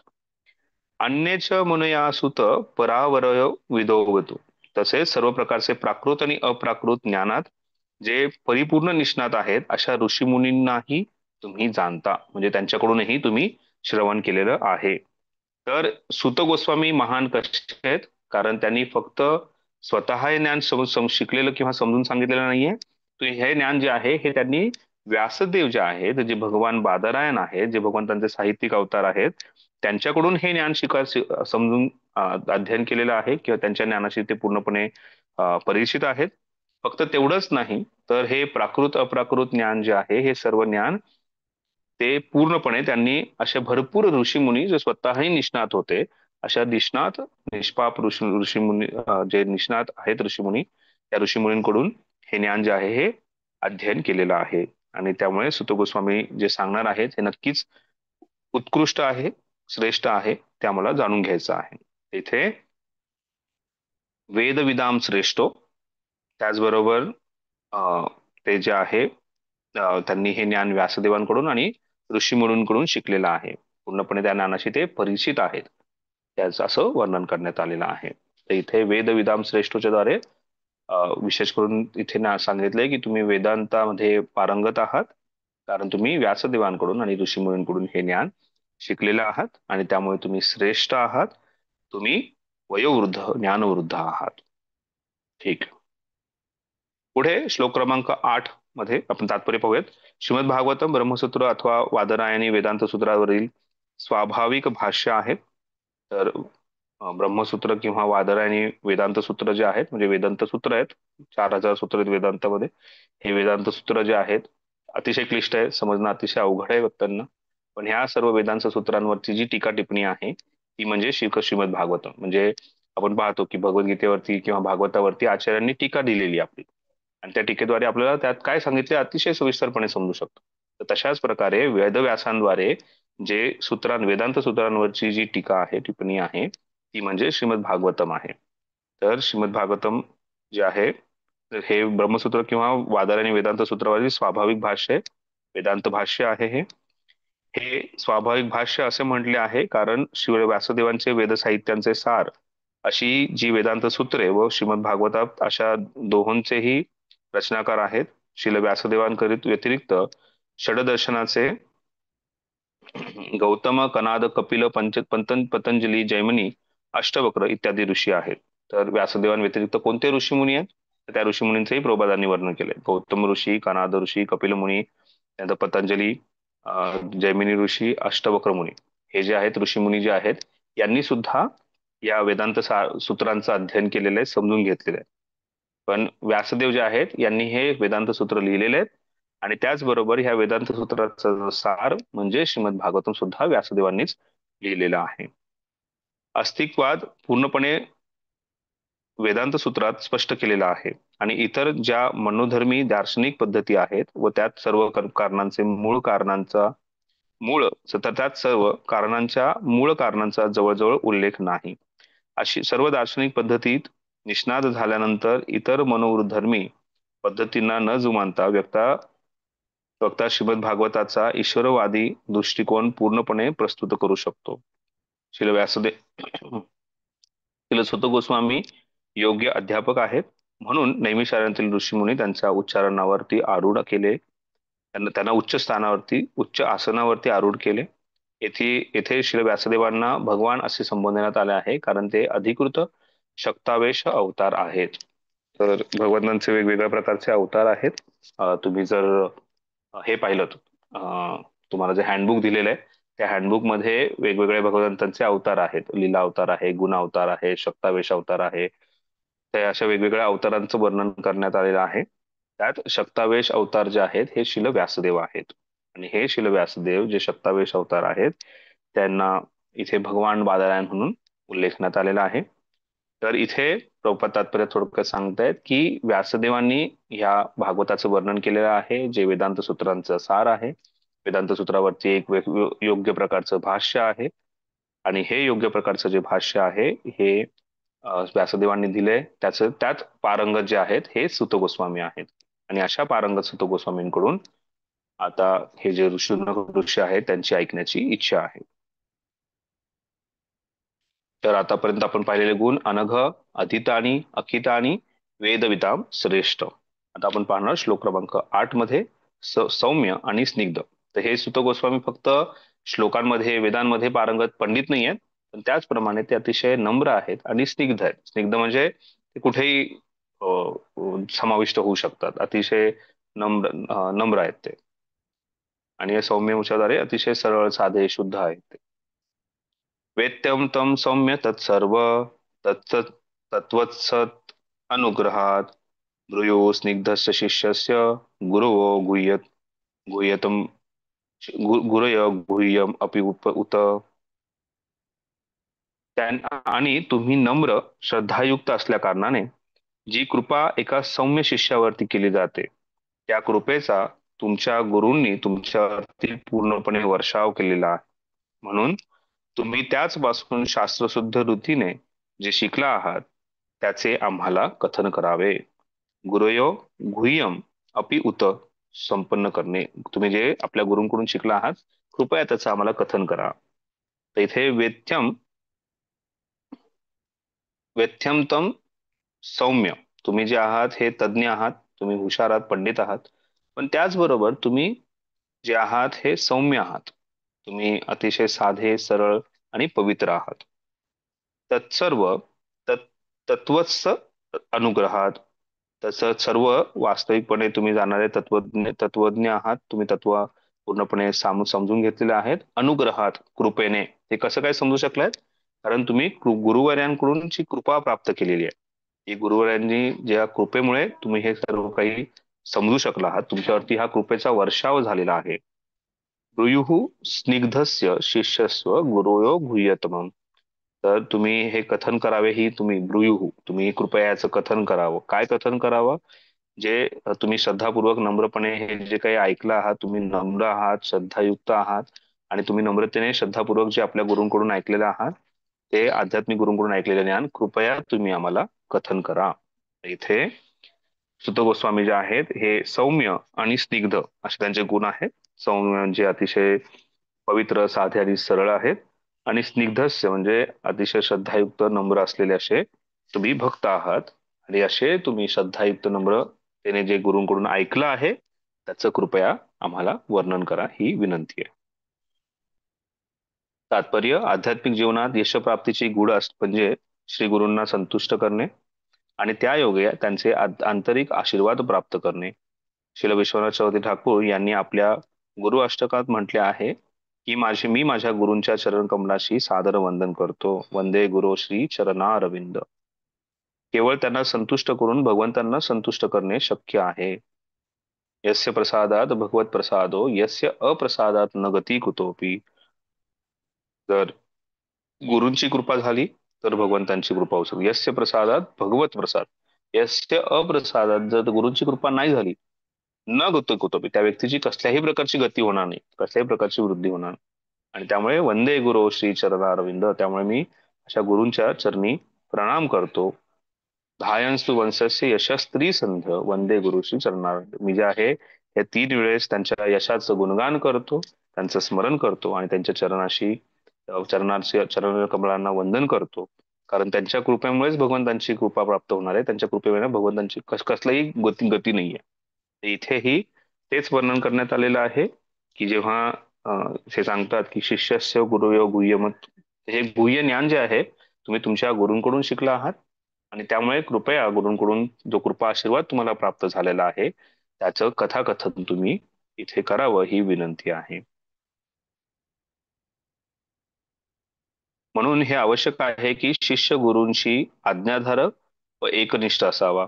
शिष्य म्हणून आवश्यक ते सर्व गुण श्री सुत गोस्वामींजवळ असल्याने त्यांना त्यांच्या श्री व्यासदेवांसारख्या व इतर विद्वान व आत्मसाक्षात्कारी गुरूंकडून सर्व कृपेची देणगी प्राप्त झालेली होती.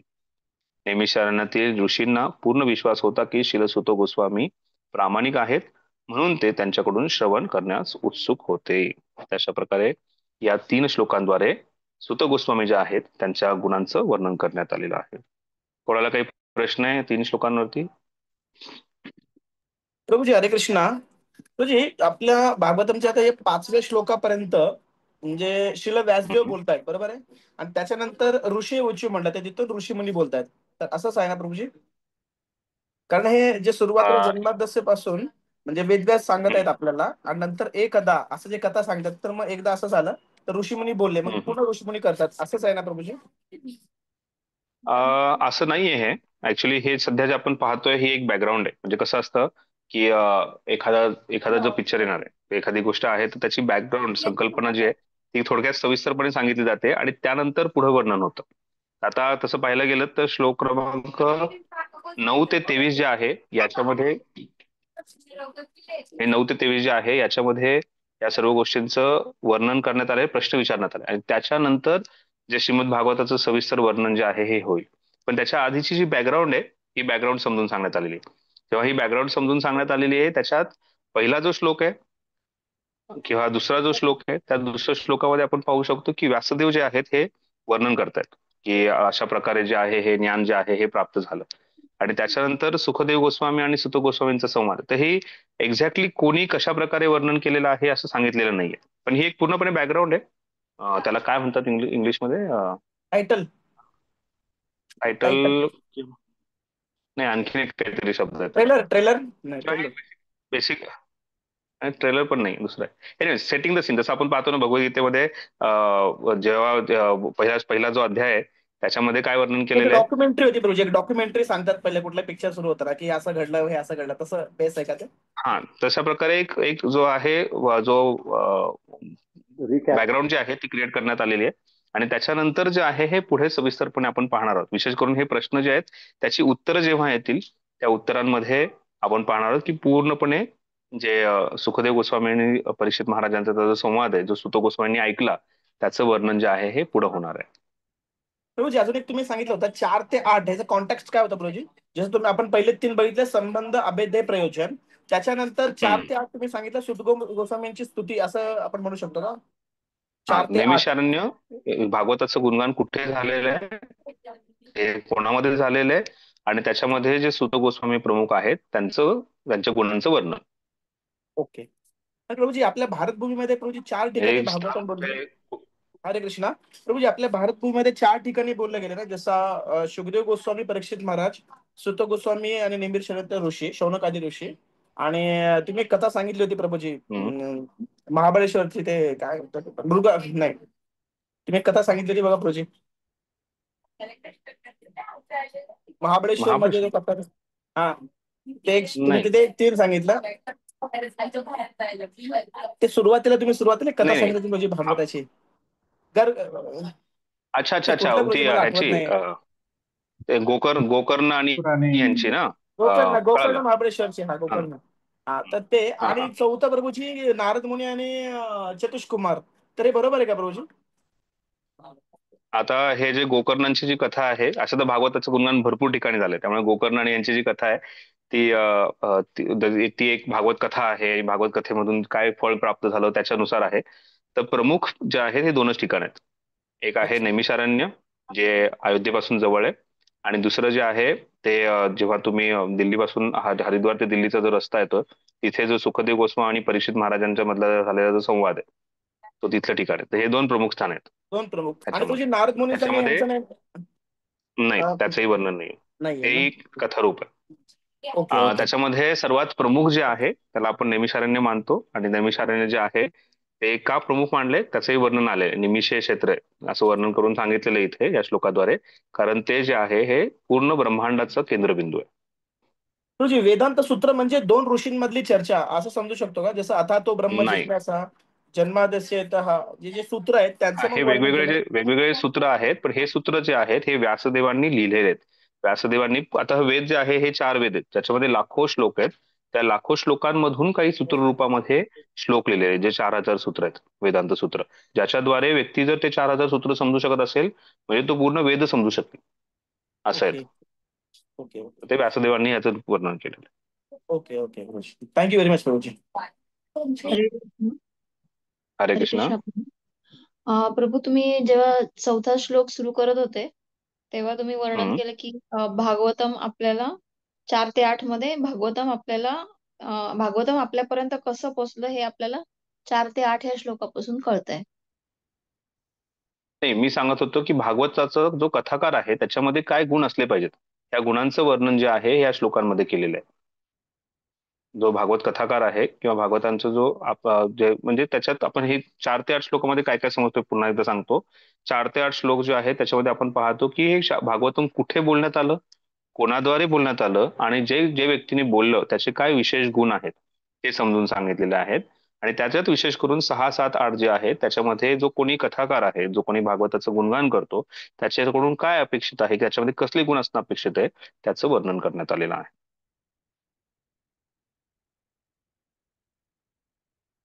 ठीक आहे. अजून कोणाला काही विचारायचं आहे? तर आता इथून पुढे 9 ते 23 श्लोक जे आहेत हे आपण पुढच्या शनिवार रविवार आपण पूर्ण करणार आहोत.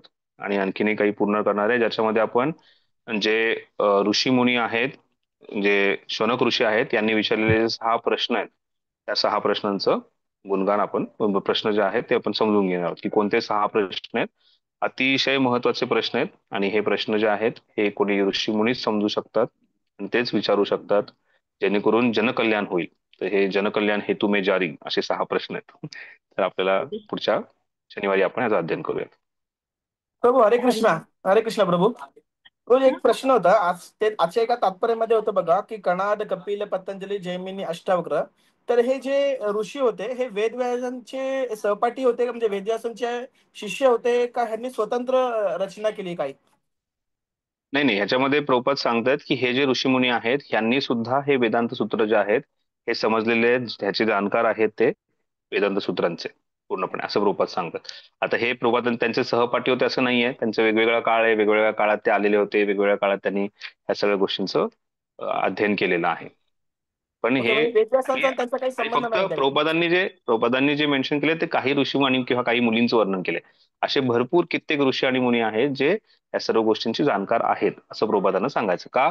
कारण ह्या श्लोकाच्या मध्ये सांगितलेलं आहे की जेव्हा त्यांनी वेदविदाम श्रेष्ठम सांगितलंय त्याच्यात काय सांगितलंय, 2 गोष्टी सांगितल्या की तुम्ही व्यासदेवांकडून याचं रचना सविस्तर समजलेलं आहे आणि त्याचबरोबर तुम्ही ऋषी मुनींनी सुद्धा या ज्या गोष्टींची जी रचना केली आहे समजून सांगितलंय तेही तुम्ही समजलेलं आहे. तर सुत गोस्वामी जे आहेत हे यांनी ऋषीमुनींनी सांगितलंय आणि व्यासदेवांनी सांगितलं हे समजून घेतलेलं असं ओके दोन्हीचं ओके वर्णन केलं. ओके, म्हणजे परफेक्ट, आता लक्षात आलं. थँक्यू. हरी बोल. यस माताजी.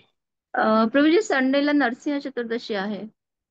हो, तर आपला पुढच्या फक्त शनिवारचाच क्लास होईल, संडेचा नरसिंह चतुर्दशीचा क्लास.